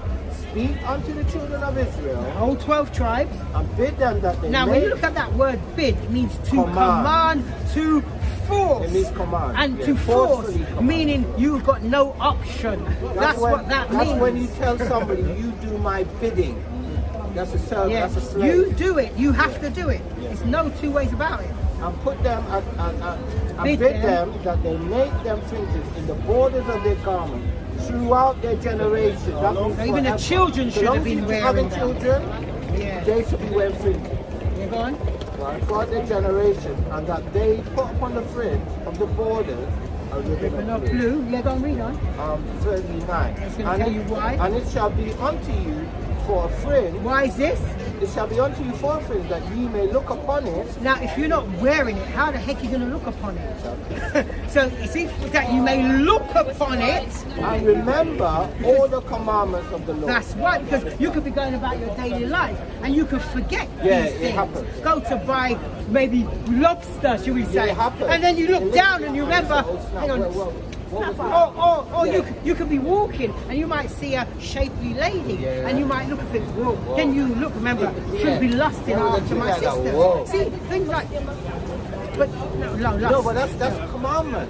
So this reminds you of it. But the whole point that we're bringing but how out, is- the whole point that we're bringing out, this is a commandment, and this is supposed to make you remember the commandments and continually do them.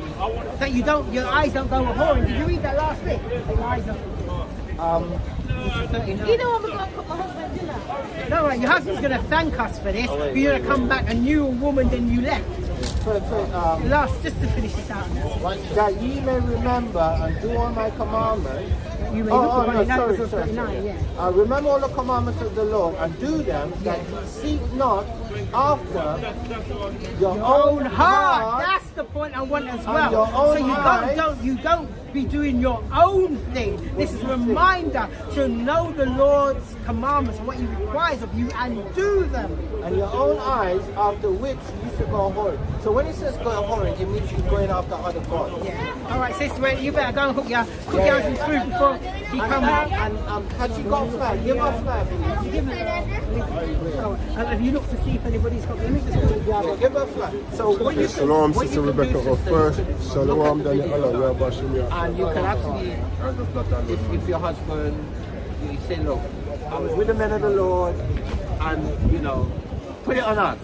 Here's our main channel. But it was a good call, yeah. You'll find this video that's up now and be on this channel. And you've got Pastor Yeshua just 20 minutes out. Because there, what I do here, a lot of Christian dogma. Yes. I break down Yes, on that yes, channel. yes. When you go on the main page, on this one, when you scroll down on the phone, you see some other brothers. Yes, yeah. Now, she got to go, but you can bring it out anyway. But you can go. Look at 1 John chapter 5 verse 3. For this is the love of God, that we keep his So if commandments. we say we love God, this is what we're supposed to be doing. And his commandments are not grievous. Because no, it shouldn't be hard to love your brother yourself. It shouldn't be hard. It shouldn't. Yeah. Because we believe in Christ, right? And in Christ, we do all things, right? All things in Christ, right? And to honour your mother and father, that's not supposed to be grievous.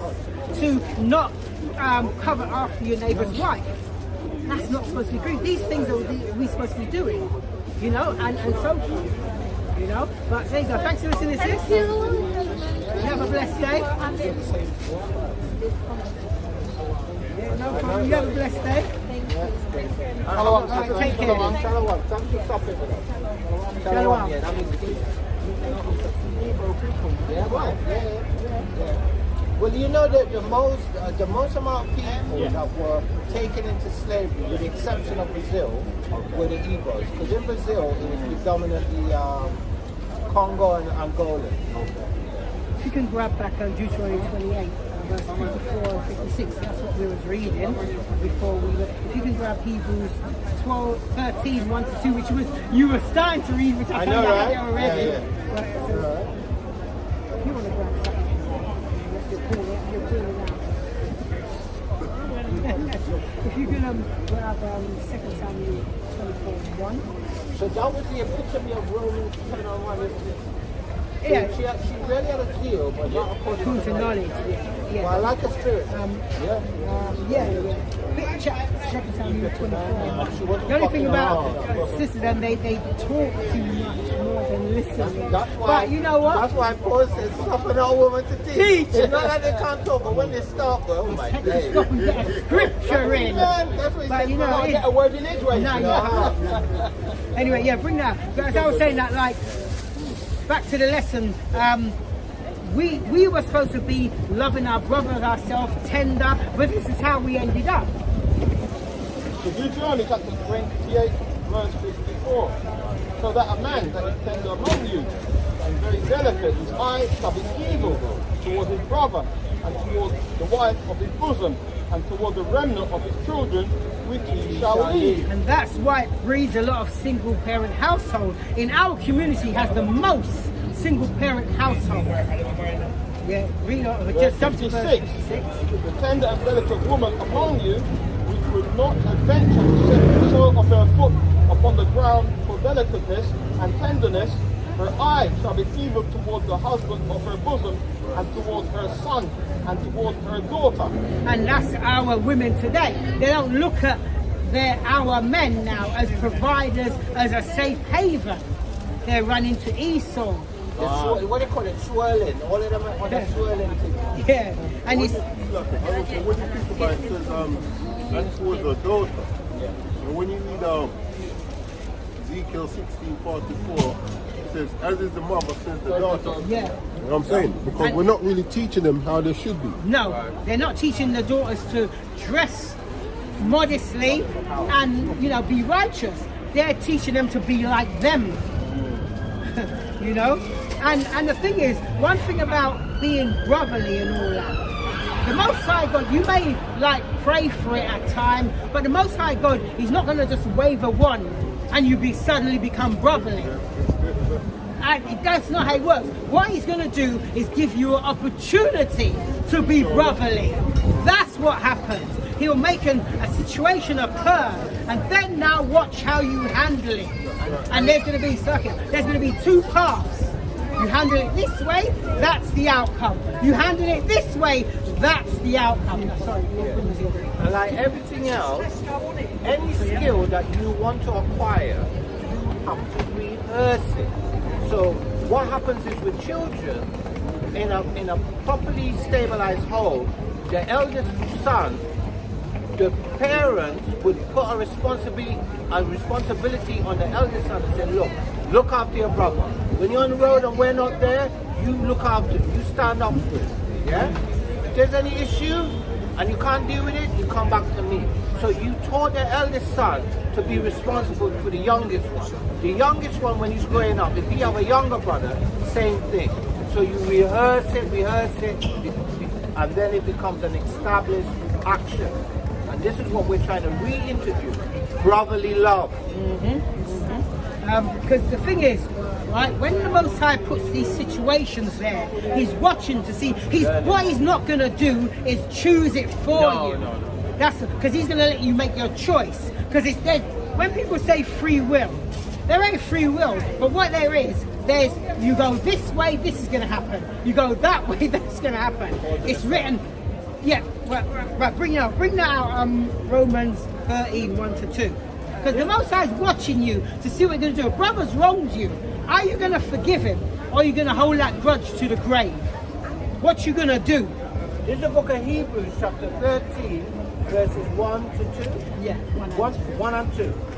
Let brotherly love continue. Now, for it order to continue, like I was saying earlier, it has to have already been in the making, in the working. For something to continue, it had to have been established. Right. Verse 2. Be not forgetful to entertain strangers. And that's one problem we have. Like, we're so busy worried about the brothers around us, we forget about strangers of our own nation. Be not forgetful to entertain strangers, for thereby some have entertained angels unawares. And them angels are messengers of the Most High. Yeah, you know? So and there's an example of that in the book of Tobit. So in the book of Tobit, there was an angel that disguised himself as a human that was walking with him. I think his dad basically hired him to walk with him. And that was an angel, unawares. Yep. So, like, believe it or not, there is a time in everybody's point of life that you're going to come to this fork in the road where you're going to have to now make a decision.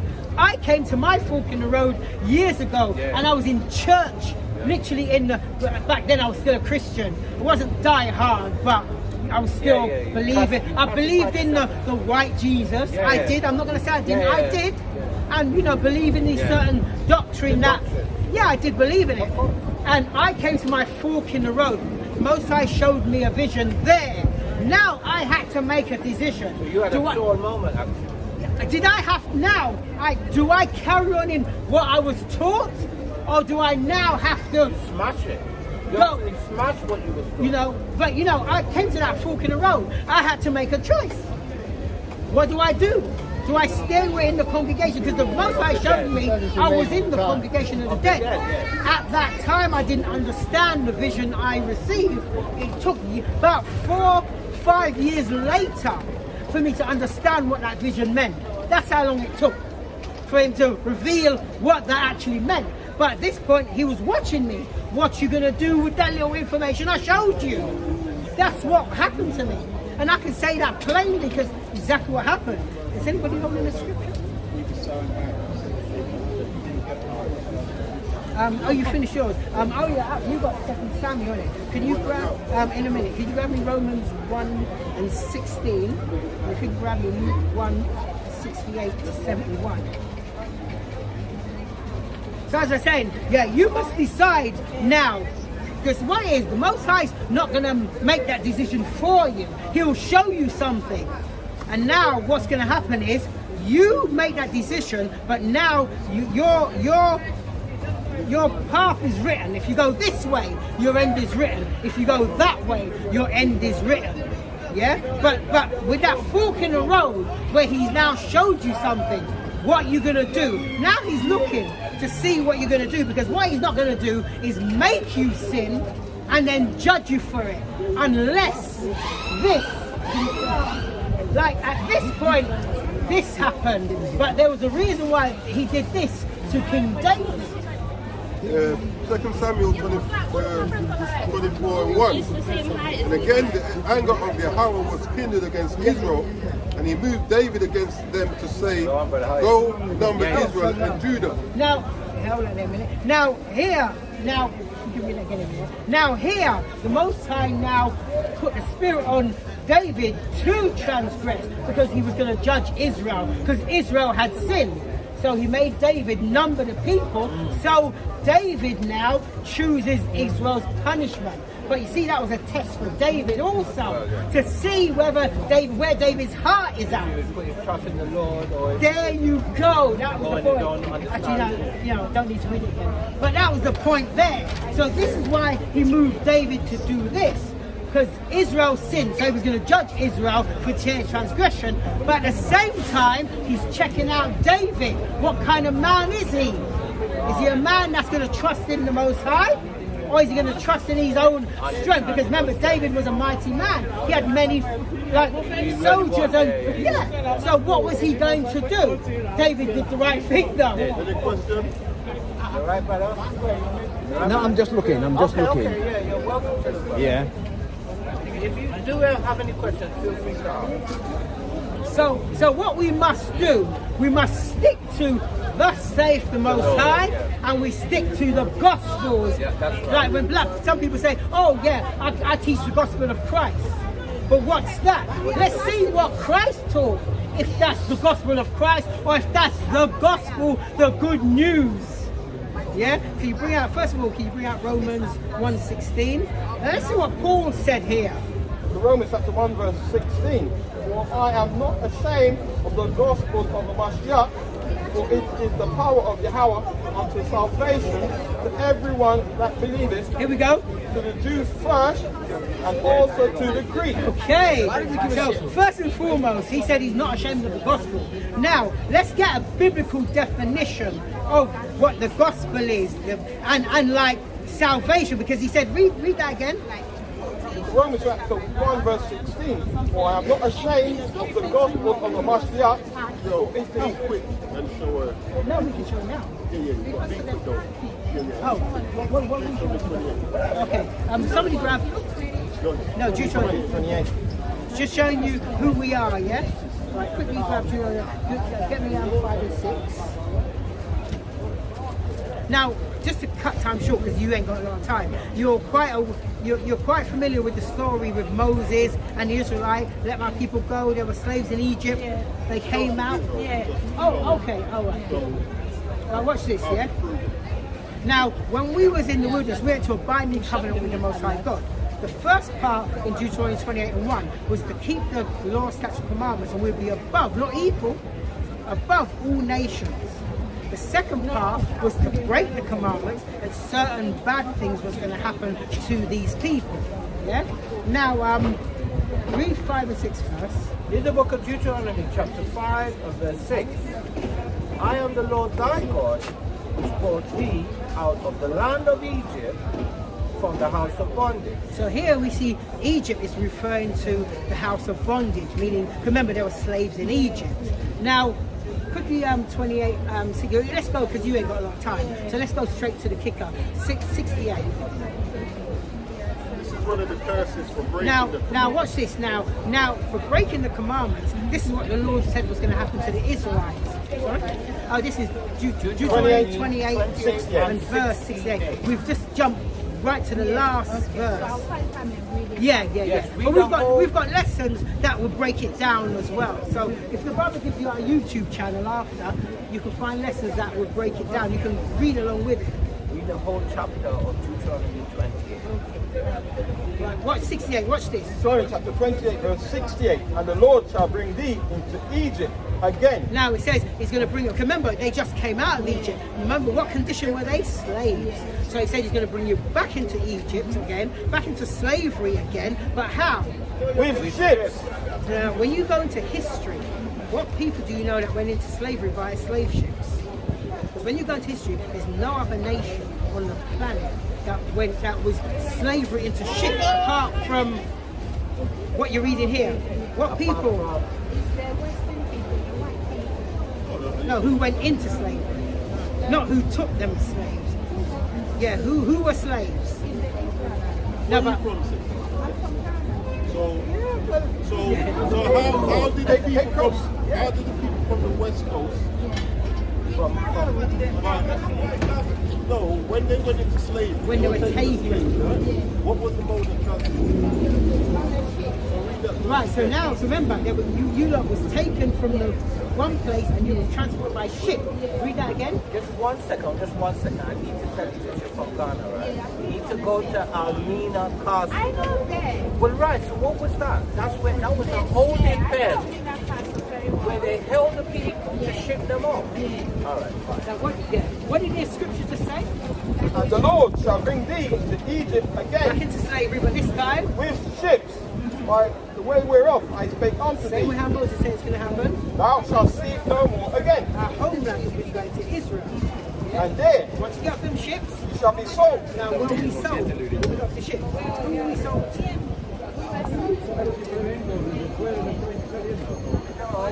Thank you. Yeah.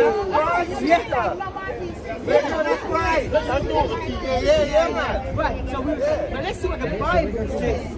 And there you shall be sold unto your enemies. Now your friends, Unto your enemies. see what the Bible calls those people? Your enemies.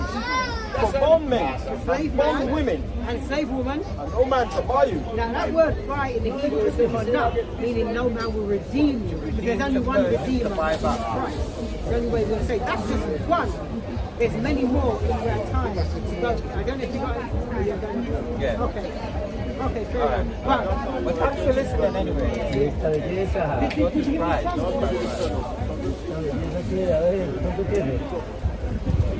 So did you have something you wanted to ask? Did you have anything you wanted to ask? You didn't. Well, let's say this. We are real Christians. There's Christians and there's real Christians. Now that's another question you've asked without even getting the real understanding of the first question. You want to answer the first question? Are you a Hebrew?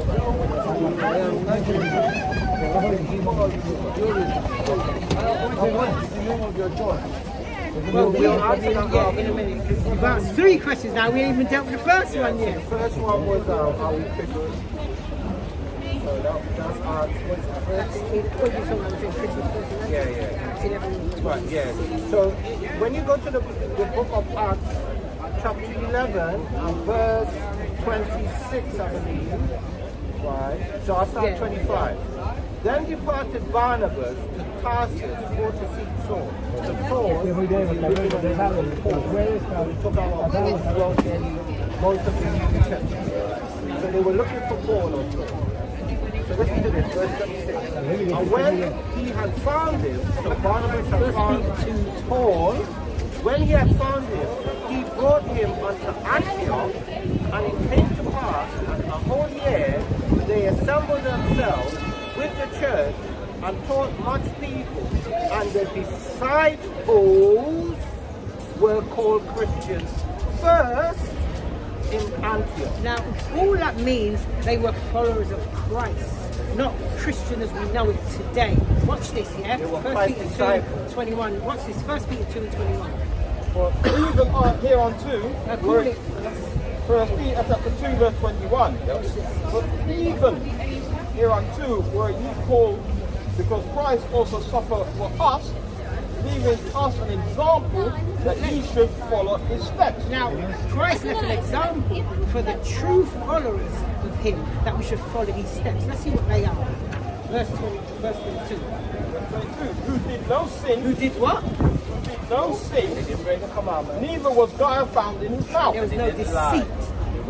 That's the true followers, those who keep the commandments. Church, the hold on a second. Trinidad is the name of my island that was colonized by European people. And they named it Trinidad because when they landed, they saw 3 mountains. So Trinidad is Trinity, or Trinidad in Spanish. Trinity is 3 hills. But the original name of my island is Irie, which means watchman.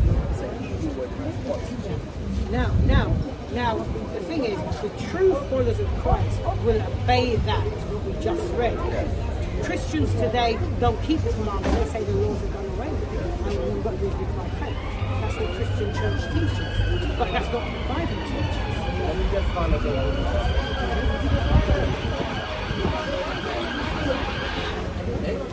This is the book of John, chapter 8, and verse 31, I believe. Then said Jesus to those Jews which believed on him, this would be the disciples and the believers, if ye continue in my word, continue doing what he said to do, then are ye my disciples indeed. So his disciples are the people that one believed in him and two continued in his instructions. Did believe Yes, You're standing in it right now. Because look, when This is your church. where 2 or 3 are gathered in the name of the Lord, there I am in the presence of them. You don't have to be in a building. Now, when Moses was in the wilderness, were they in a building? But they had a church. The Bible says this is the church in the wilderness. Acts 7, I think it's Acts 7. So there is a church. There is a church. We're not saying you can't have a building, but the point is you don't need to worship the Most High. But in truth and sincerity, if you have one, that's great. But it's not. You have to be, because nowadays people say, hold on. Now, hold on. You've asked another question. We're going to deep dive in it. Now, read that first, and then we're going to talk about So what this is the book of Acts, chapter 7, verses 37 to 38. Verse 37. This is that Moses, which said unto the children of Israel, a prophet shall the Lord your God raise up unto you of your brethren, like unto me, him shall ye hear. This is he that was in the church in the wilderness. Where was their church? In the wilderness. It wasn't a building. They hadn't built it. The church is a congregation of people, a body of people. That's what the church is. Because if you have a building and it's empty, what good is that? Or you have a building and there's bare lies going on, there's no truth being taught, what good is that? And that's what happened in these churches that you go to on Sunday. I'd like somebody to show me one verse where the Sabbath is a Sunday. You won't find it in the Bible. Today is the day of the Lord. So do you believe in the Bible? You do? That's good. Do you believe in the Christ of the Bible?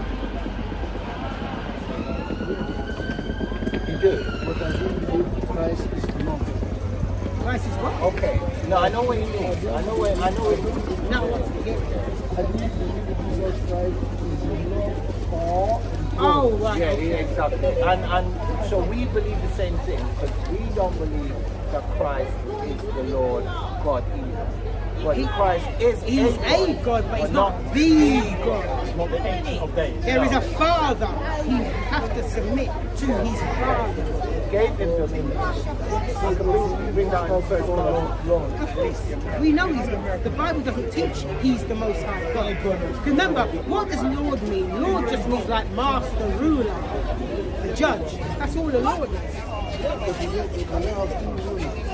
No, you don't, because he's operating from the Most High. So you haven't got to read. But what it is, Christ is taking the orders of the Most High, and he's bringing it down to us. He's our he's our mediator. So what was we reading? First, before we get the definition of the true gospel, let's get the definition, the biblical definition of salvation. Yes. That's what I want to go first. Luke 1:68 to 71. So this is the book of... And then if you can get Luke 16 to 17. This is the book of Luke 1, 64, and that is no one. No, Luke 1:68. 68 to 71. Now this is the biblical definition of salvation. So before I go there, let me just quickly line up. I had it. And then, I ain't even gone nowhere new through my lessons. I got more because there were some points I really wanted to touch. so you might have to abbreviate. All right, let's go. So this is the book of Luke, chapter 1, verses 67 to 71. Verses 68. 68 to I just 71. want to get to the point. Yeah. Blessed be the Lord Yahweh, God of Israel. Whose God is he? God of Israel, Israel. for he hath visited and redeemed, meaning Kwana, brought back Mean to save, to bring back. his people. Yeah. Verse 69. And have raised up a horn of salvation. Yeah, that's the salvation. Horn of salvation, that's the strength of salvation. Power. Because a horn is symbolizing strength and power. Raised up a horn of salvation for us in the house of his servant David. Which is Mashiach Yahushai. This is what Mashiach Yahushai. this is what he's referring to. That's right. 70. As he spake, past tense, by the mouth of his holy prophets, which have been since the world began. Now, hold it there. Now, when you read like Zacharias now is just showing you that all this is prophesied prior. There's nowhere in the Bible from Genesis even up to Maccabees you will find them prophesying that other nations get salvation outside of Israel. This is what he's talking about. It's been prophesied from the world begun. And that word is the word of Israel as well. Khan. Right.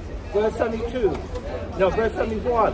That we, meaning Israel, should be saved from our enemies and from the hands of all that hate us. Now here's the case in point.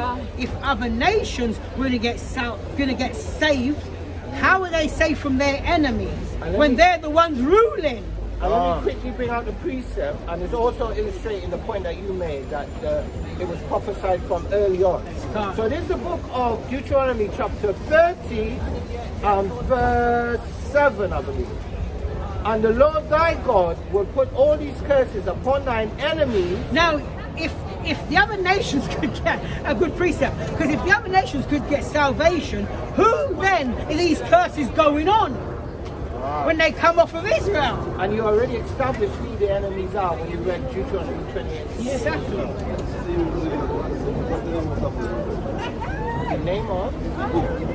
The name of the book. Bible. Yeah. The name of it is really books or library, but Biblios actually means library or books. Plural. Collection of books. Yeah. If you want to just read the Bible and you don't believe that Christ is the message. Who said we don't When did we believe? That's say the name this? of our camp, Yahweh's messengers. We believe in Yahweh. No. It was in reference to is Christ, the God that we put, the Most High God. And I said, Christ is not the most. That's what right. we were Okay, saying. brother. Never. Exactly, man. The big God is not here. He sees everything. That's right. Everything. That's right, brother. That's right. That's right. That's right. So It's everything. yeah, Never. exactly. Never. Jesus was a Messiah, the big one, Yes. the King of Kings. Grande Jefe. good. Yeah. That's what we were saying. Yeah, That's what you right. overheard. That's right, brother. That's right. The thing is, people these days, they even pray, they even mention more Christ than even God. That's I right, find yes. that a little bit. Yeah. Remember, Jesus is just Jesus. Yeah, but here we go. Yeah, but watch this. But watch this. I like the view now. I like the view. Hold on. We have listen, my friend. We have to remember though. We have to pray through Christ. Yes. Because what happened is because we need a remember, we are He's dirty. the way. Right, Yeah, so we yeah, need a the way that- mediator. It's just like, but watch this. No, it's not. It's like this, right? It's just like this. If you We were, are contaminated. hold on. It's like this, right? If you were married and your marriage was on the rocks, now it's falling apart. You're gonna need a mediator, somebody to now to come and talk on your behalf, to bring the company back together. That's right. That's his role. We born contaminated. Even when you see the baby when he born, immediately start learning the wrong thing more than the good. That's what you have to have the law. Yeah, we with can it. go somewhere else. that's Yeah, all. that's another. Yeah, yeah. Yeah, bring out your precept. Book of 1 Corinthians chapter 11 verse 3. But I will have you know, Yes. Take care of yourself, brother. but I have you know that the head of every man is the Mashiach, and the head of a woman is the man, and the head of a Mashiach is Yahweh. That's right. You want to say something? And the sister brought that out as well. That's just the order. That's Yeah, saying, and that's the sister also, said as well. the, the person we spoke to before the man, because he heard us speaking to someone, that's why he came back. But that is a perfect precept to answer all of them. Now, when you were saying about babies are born and they're sick, now when you go into the Bible now, it doesn't quite say that because you're only held accountable for sin from 20 years on upwards. When you're conscious of what Right, so this is when you're accountable for breaking the law. Because just like when you read prior, the little ones who didn't know right or wrong, they went in the land with Joshua. They did. Right, but the others who knew right and wrong all perished in the wilderness. So, you know, including Moses, he wasn't perished. no, but he didn't make he it. didn't make So when we say certain things, we have to be a bit more on Discerning. point. Yeah. But we understood where he was coming But from. I like He's his zeal. zealous. Yeah, I like his zeal. His zeal with like a battery, you know, like your battery's flying down Yeah. and then you get a boost. And I do understand what he's saying. Yeah, Most as of the well. Christians, when you see them in the past there, Yeah. just on the Sabbath day, Jesus. oh, it's Jesus, Yeah. they never mention the It's Father. true. No, it's true. So Because you they can see actually, And there's an order. they worship Jesus, which is fine, but above, and that's the point he was making. And Yeah. that's why I agree.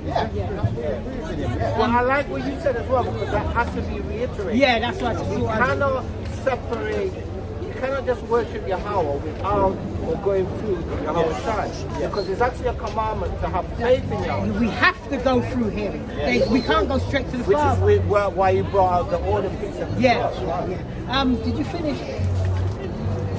Yeah, I did. Because that's when I went over to the Deuteronomy 30 and 7. So I did. You did, yeah. So that's the biblical definition of salvation, to be saved from your enemies. Because when you look at even when the Israelites came out of Egypt and they was in the wilderness and they passed through the Red Sea, the other nation, the Egyptians who followed them, perished. They saw them drown. They saw their enemies perish.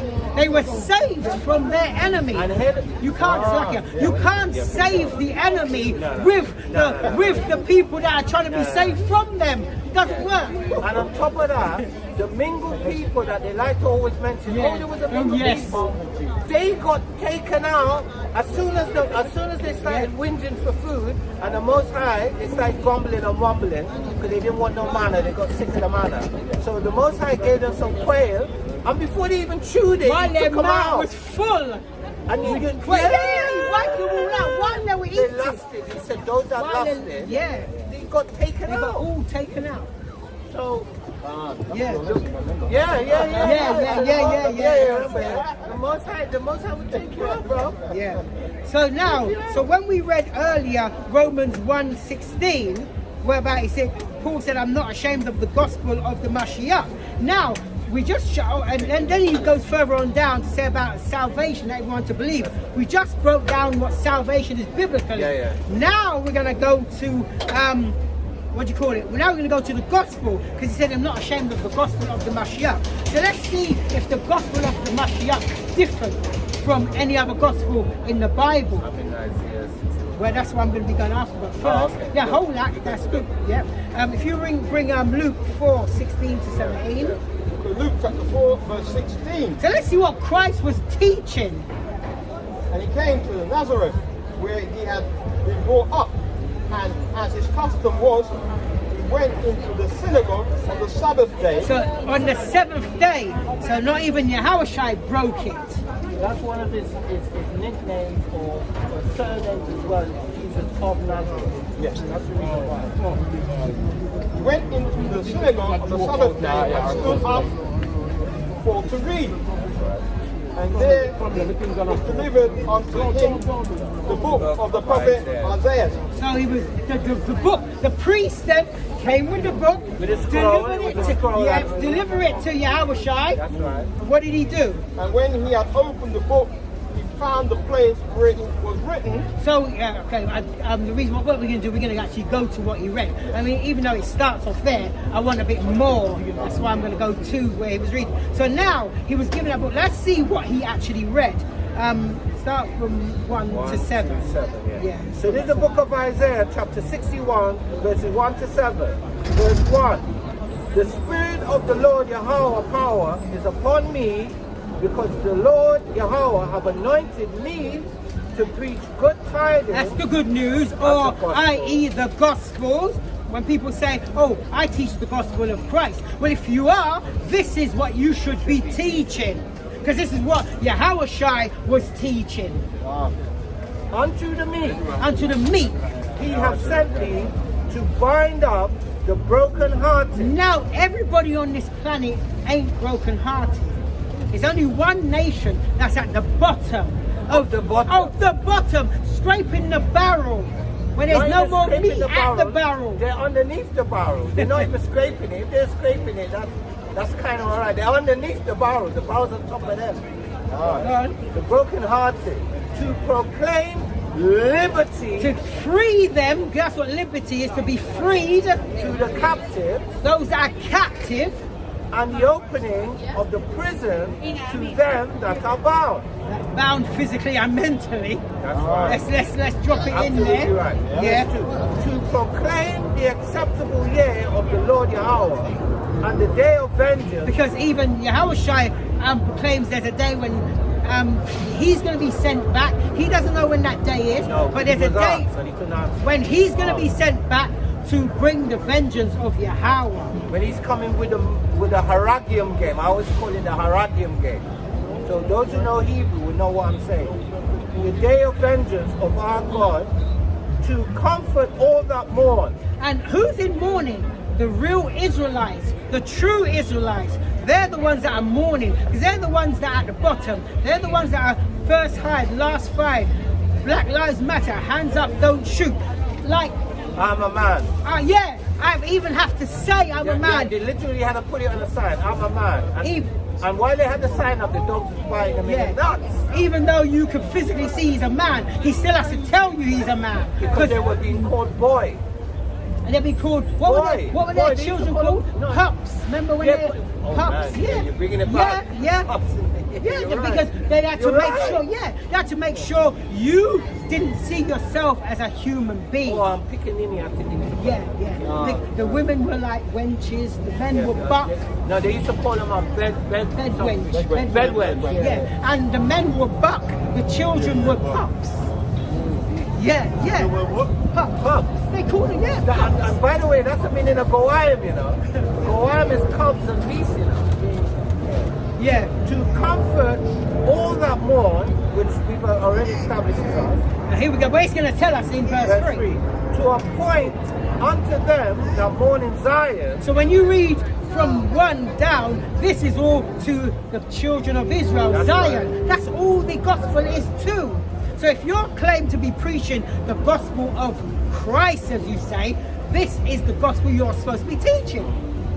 To give unto them beauty for ashes. Notice it doesn't say all, it says give unto them. Case in point, Zion. The oil of joy for mourning. The garment of praise for the spirit of heaviness. See? That they might be called trees, and this is another proof that trees means people as well. That's people right. Group. Trees of righteousness.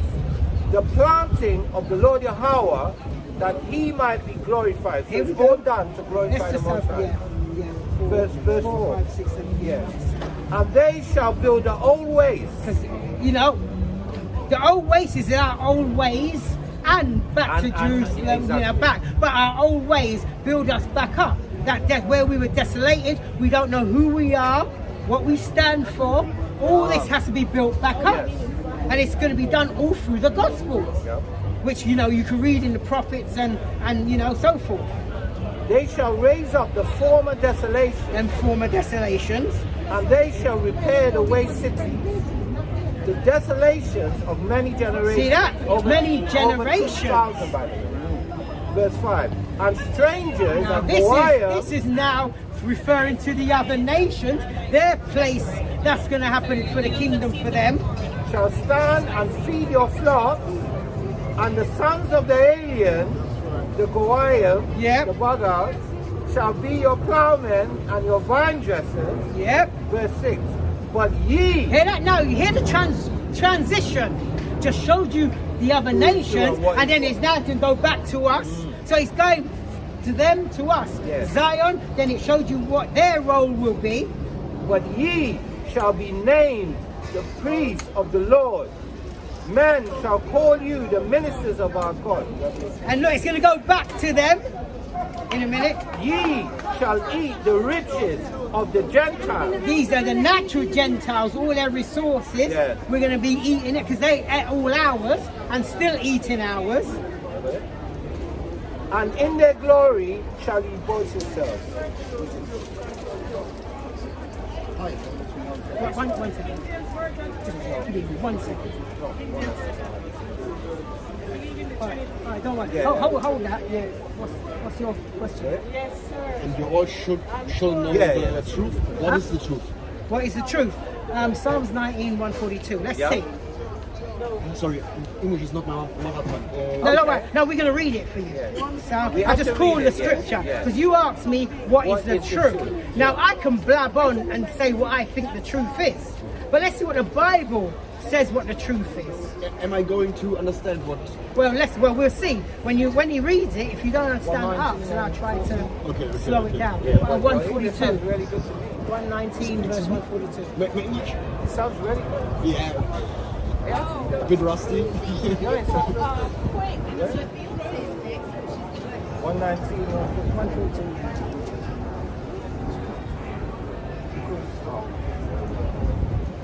Because the brother asks, like, what is the truth? Now we have to show him biblically what the truth is according to scriptures, not to what I think. This is the book of Psalms 119 and 142. Thy righteousness Yeah, there you go. is an everlasting righteousness. So he's saying thy righteousness is an everlasting righteousness. So the laws should be everlasting. Something that we should be doing continually, meaning the all the laws time. of God. You never stop doing that. Thy righteousness is an everlasting righteousness. Watch this. And thy law is the truth. So what is the truth? Thy law is the truth. The laws of God. God's laws. That is the truth. Do you understand that? Yeah, I get it. Yeah? So this is like, so the truth is like the rules God gave to us, right? Yeah? Yes, gave to the people of Israel. So what is like the? It's like the ten Gebote. Commandments, you mean? Yeah, like you 10 should not steal. You should. Yes, but there's more. 10, that 10 is a foundation. Yeah. But there's much more. It's more than 10. There's more than 10. And what, in your opinion, is the? The most important. Yes. There's 2. So that's according to Matthew, Christ. bring out 22 and 40. Matthew 22, start at verse 39, I think. When I see it, it's 22 there, but I can't remember if it's 39 or 38 to start. 22 verse 38. Yeah, start at start at 37. Oh, let me see what 36 says. Yeah, start at 36. Yeah, watch this. So Matthew chapter 22 verse 36. Master, which is the great commandment in the law? So somebody's asked Christ, which is the great commandment? Just what you right. Good, that's why I went there. Just like what you asked. Let's see what Christ said. Verse 37. Jesus said unto him, Thou shalt love the Lord thy God with all thy heart, and with all thy soul, and with all thy mind. This is the first and great commandment. Watch this. Read on. Verse 39. And the second is like unto it, Thou shalt love thy neighbor as thyself. So that's the great commandment. The greatest commandment is loving the Most High God, meaning, so to love Him you have to be obedient to what He said, and loving your neighbor as yourself. Those two are the great commandments, because it said likes, so it's exactly just like it. So it holds the same weight as the first one. So loving, being brotherly, like you need something, brother, being brotherly, it's just as important as loving the Most High God with all your heart, mind, and soul. So it's like respect is everything. For to break it down, like I get it. Go on. Say. I want to bring out a precept to illustrate who a neighbor is as well, because you may believe the neighbor is a person that lives next door to you. No, you're my neighbors right now, I think. Okay, so we're going to bring it out from the scripture. Yeah, let's so do this is the book of Leviticus, chapter 19, verses 17 and 18. Verse 17, thou shalt not hate thy brother in thine heart. So the opposite of hating your brother is loving Sister your Shifa, brother. So he's and saying, fire. you shall not hate your brother, right, in thine heart. Thou shalt in any wise rebuke thy neighbor. Let's break it down. Yeah. Or do you want me to break it down? Yeah, you All bring it. right, okay. So that means now you must correct him. So if you see your brother doing something he shouldn't do, that's against the laws of God, you should correct him. Remember the law is the truth. Yeah, don't do that, brother. Do this. Yeah. So you correct him. Yeah. And he corrects you as well if you're going off as well. Right? And not suffer sin upon it. Because sin is the breaking of Of the God's law. laws. So if I see my brother in sin, I'm supposed to correct him. Shalom, brother. How are you? Oh, shalom. You okay? Yeah. Verse 18. Thou shalt not avenge, nor bear any grudge. So we're not supposed to revenge. So if you've done something to me, or my brother done something to me, I shouldn't now want to do it back to him. I should forgive him. Yes. Yeah, there you go. Yeah, See, you okay, see? yeah, There you go. yeah. There you go.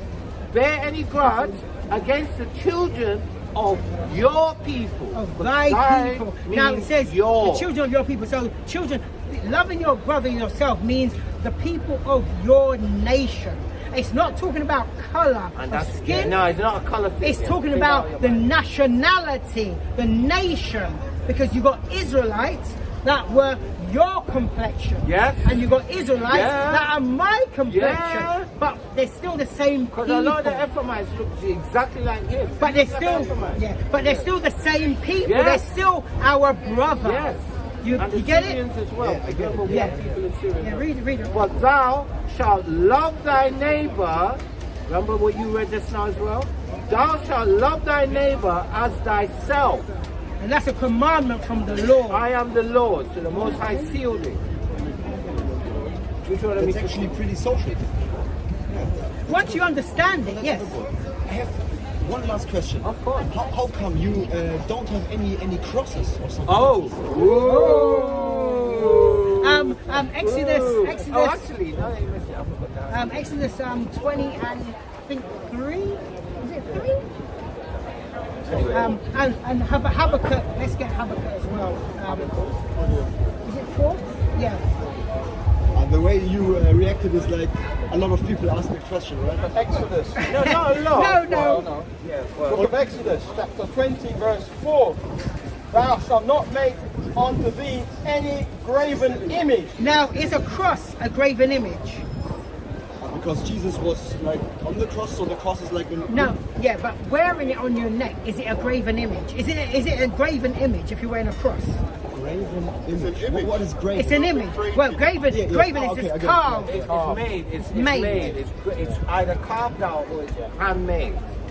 But it's going to show you why you should do it. But it's not just because it's Exodus chapter 20 verse 4. Thou shalt not make unto thee any graven image or any likeness of anything that is in the heaven above, or that is in the earth beneath, or that is in the water under the earth. Watch this.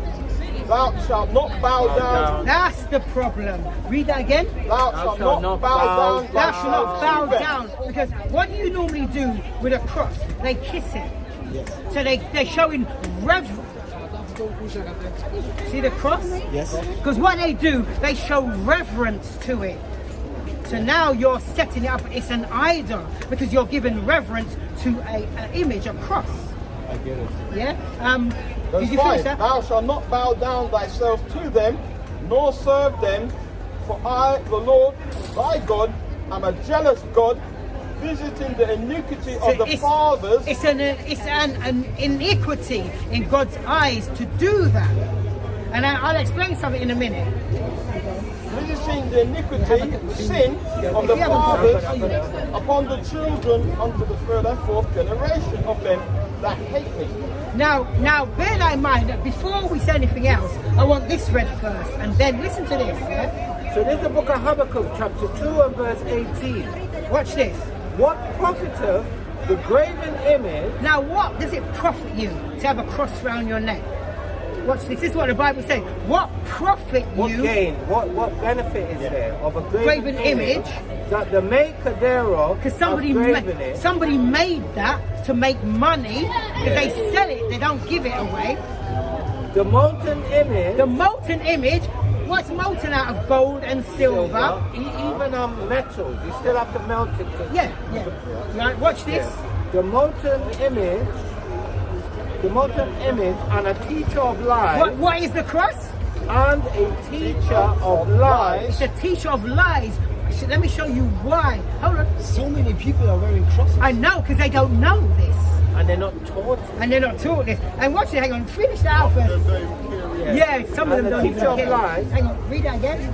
No, just a teacher of lies for a minute. Image and a teacher of lies, that the maker of his word trusteth therein to make dumb idols. And they trust in it, because Lord help me, they hold it up and they trust in that dumb idol. But that idol can't do nothing for them.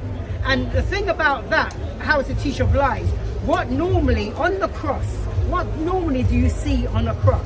Jesus. And what nationality is he portrayed on the cross? Nationality? Yes. Of people. When you look at him, what race of people is he? White. Exactly. Now, is Christ white? Now, if he was a, hang on, you said he don't have any colour.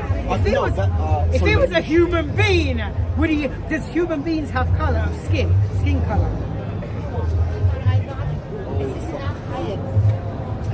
Okay. All right. Thank you for listening. By the way, thank you for listening. He wasn't backing up. No, he wasn't once, but he got. Yeah, because I was going to the car. Listen, I was going. But I like his spirit, by the way. I like his spirit, but he got bailed out. So I was going there. There's something I was looking for, and I found it just as I wanted him to hear. Just as his mediator came and delivered him from the lions, right? So this is the book of Judges, chapter 10. Salakia. But you know what's good about teaching the other nations? Because you could do it subtly, but make a point. Yeah. Oh, points were made, man. Yeah. Yeah, this is the book of Joshua, chapter 10, and verse 26. If he's of another nation. Yeah, exactly. I better say. Yeah. And verse 26.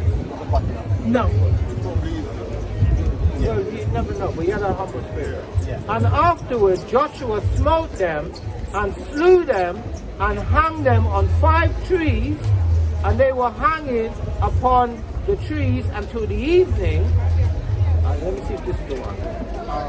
Let me see. And it came to pass at the time of the going down of the sun that Joshua commanded, and they took them down off the trees and cast them into the cave. No, this is not the one. But there's one that states that they took them off the trees before the evening went down, because it was a curse. It's a cursed thing to be hanged on a tree until. I thought I had it here, but I didn't have it. It's in Galatians as well, but there's one in Joshua now. What's up? Yeah, bring that one in Galatians. 3:13. Just to tie up, because that was the point I was trying to make. You got it?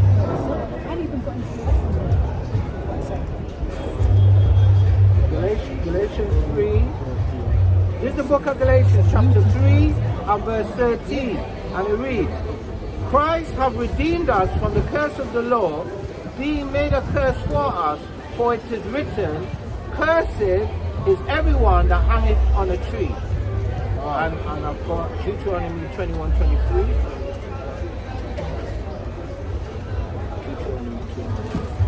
Because I thought it was in Joshua for some reason.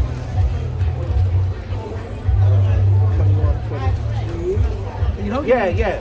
There's the book of Deuteronomy. That was Romans 2, 7 to 10. When you read it a bit loud, but a bit quick.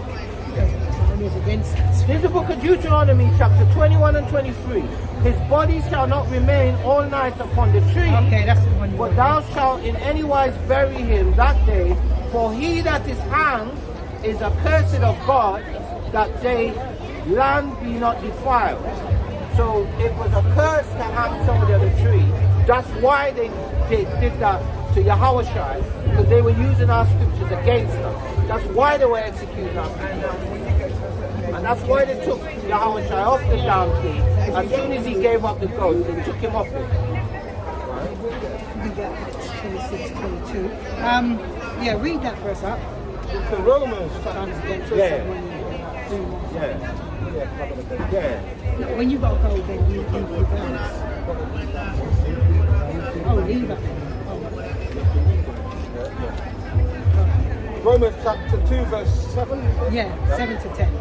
To them, be patient, continuance in well-doing. And that's what we have to do, continue in well-doing. And one of the main well-doing is Brotherly love. Yes, that's a main well-doing. And you do well if you do these things. You don't think the Most High is watching? Yeah. To them, be patient, continuance in well-doing, seek for glory and honor and immortality. That's why it says continue in patience, because you've got to be patient with our brothers, because they don't know how to see. Patience is love, by the way. See, other brothers don't know how to receive love in a good stand. So we have to be patient with it. We don't know what it looks like. No, yeah. And it feels weird and strange. To them, be patient, continuance in well-doing, seek for glory and honor and immortality, eternal life. That's kingdom. That's what you're going to get if you do this the way how Yahweh, Bashim Yahushai says. Yeah, verse 8. 8. But unto them that are contentious, because there's many contentious people, and do not obey the truth, and don't obey the commandments, but obey unrighteousness, but want to do what's their own belly, what seems good in their eyes, indignation and wrath. Verse 9. Tribulation and anguish upon every soul of man that doeth evil, of the Jew first, and also of the Gentile. So we're going to be judged, which we're being judged now. We're going to be judged first, before them. So we have to get ourselves right. Because at a time when they have to come to our light, we need to be right to teach others. Or we need to be at least rehearsing and practicing to be right. Even if we're not all the way right, we need to be working on it. Yes. We need not to be behind the trees eating swine flesh in the midst, sitting right in the garden, and the mouse. And the mouse, the squeaky. Verse 10. Verse 10. But glory, honor, and peace to every man that worketh good. And we know what good is, Romans 7 and 12. That's right. That's what good is. That's right. To the Jew first, and also to the Gentile. And this is Paul teaching this. And one thing about Paul, remember, there was no such thing as a New Testament when Paul was writing. That's the point we try to make out. Yes. Now read this, Acts 26 and 22. This is the book of Acts, chapter 26 and verse 22. Now watch this. Having therefore obtained the help of God, I continue unto this day, witnessing both to small and great, saying, hear what Paul's saying? He said, none other things than those which the prophets and Moses did say should come. So when you're trying to sometimes use Paul to drag in other people, not according to Paul, he said he didn't say anything about what the Moses and the prophets did say. Let's see before you go there quickly. Let's see one of the things that Moses said. This is watch this. Genesis 48, 17 to 19. Genesis and 48. if you've got your thing, I want you to go to a Strong's from this verse in a minute. But now read it first, and then the last 19. Strong's ones. I want to show something. Genesis 48. and 17. Now watch this. It says, and when Joseph saw that his father laid his right hand upon the head of Ephraim, Now this is when Jacob was going to bless Manasseh and Ephraim, and like this, Joseph was member number 2 in Egypt at that time, it displeased him, and he was upset because what do you call it? Manasseh's the firstborn, so the right hand should have gone on Manasseh's head. and he held up his father's hand to remove it from Ephraim's head onto Manasseh's So he head. held it up, wanted, you know. Exchange the hands. Saying, And Joseph said unto his father, not so, my father. see, that's a joke. Say, no, Dad, no. That's the firstborn, not this one. For this is the firstborn. Put thy right hand upon his head. Well, listen what Joseph said. And his father refused and said, I know it, my son. So even though his eyesight was going dim, he still knew which head he had put his hand on. But why is that? Watch this. He also shall become a people, and he also shall be great, but truly his younger brother shall be greater than he, and his seed shall become a multitude of nations. Now you hear that? Now if you go to the Strong's for that verse, we want to show something here.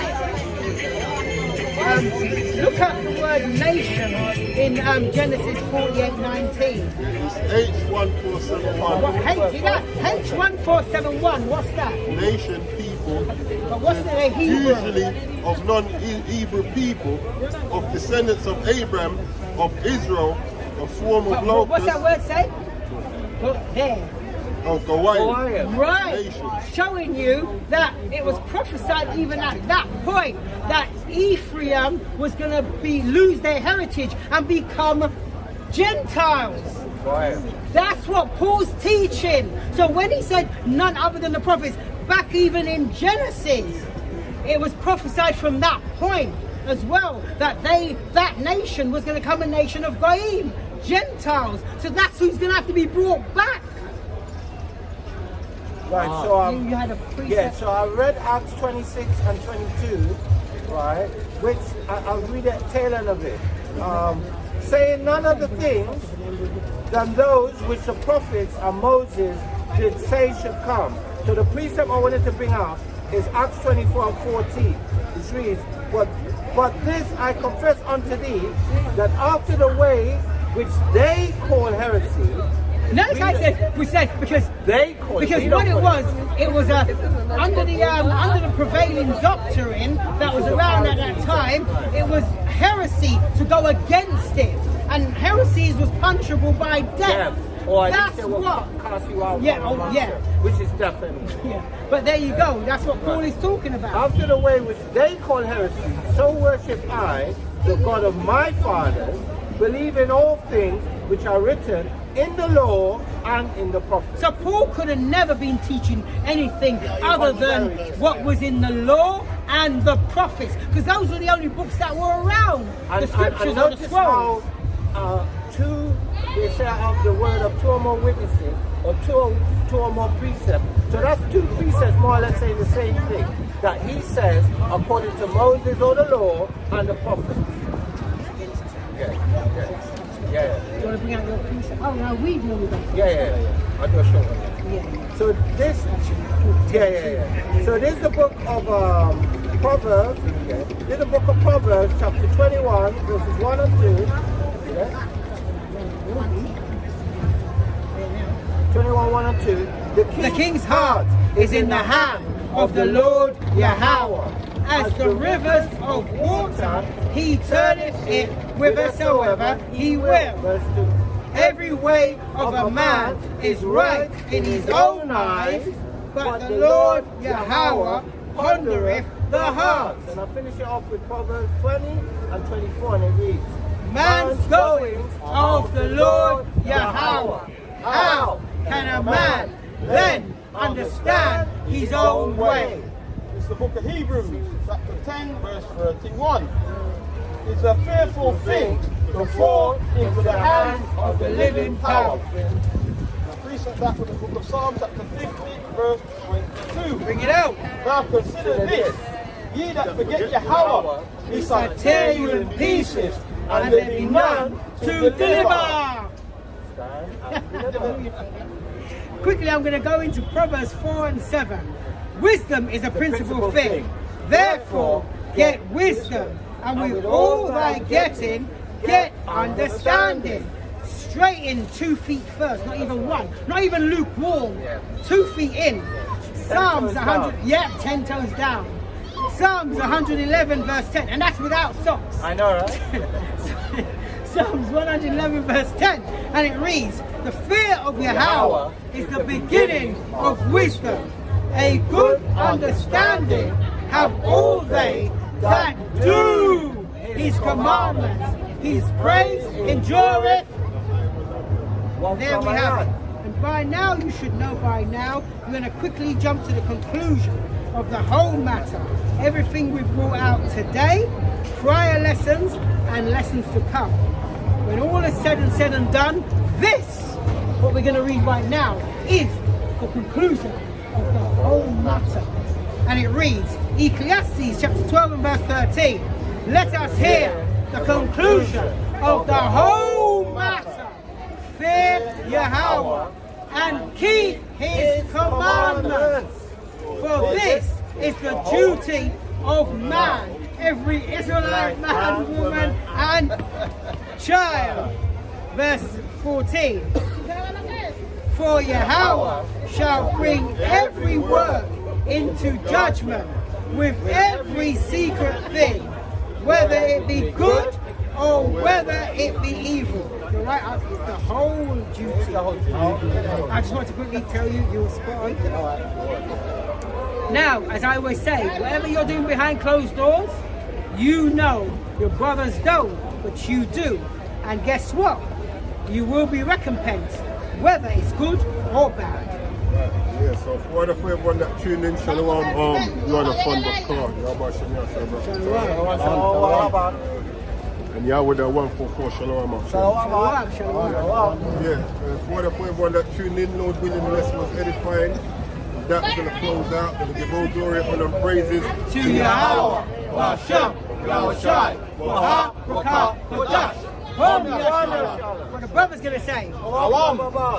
Guess what? Guess what? We out. I was waiting to quickly come. I was going to try to say it before you get there.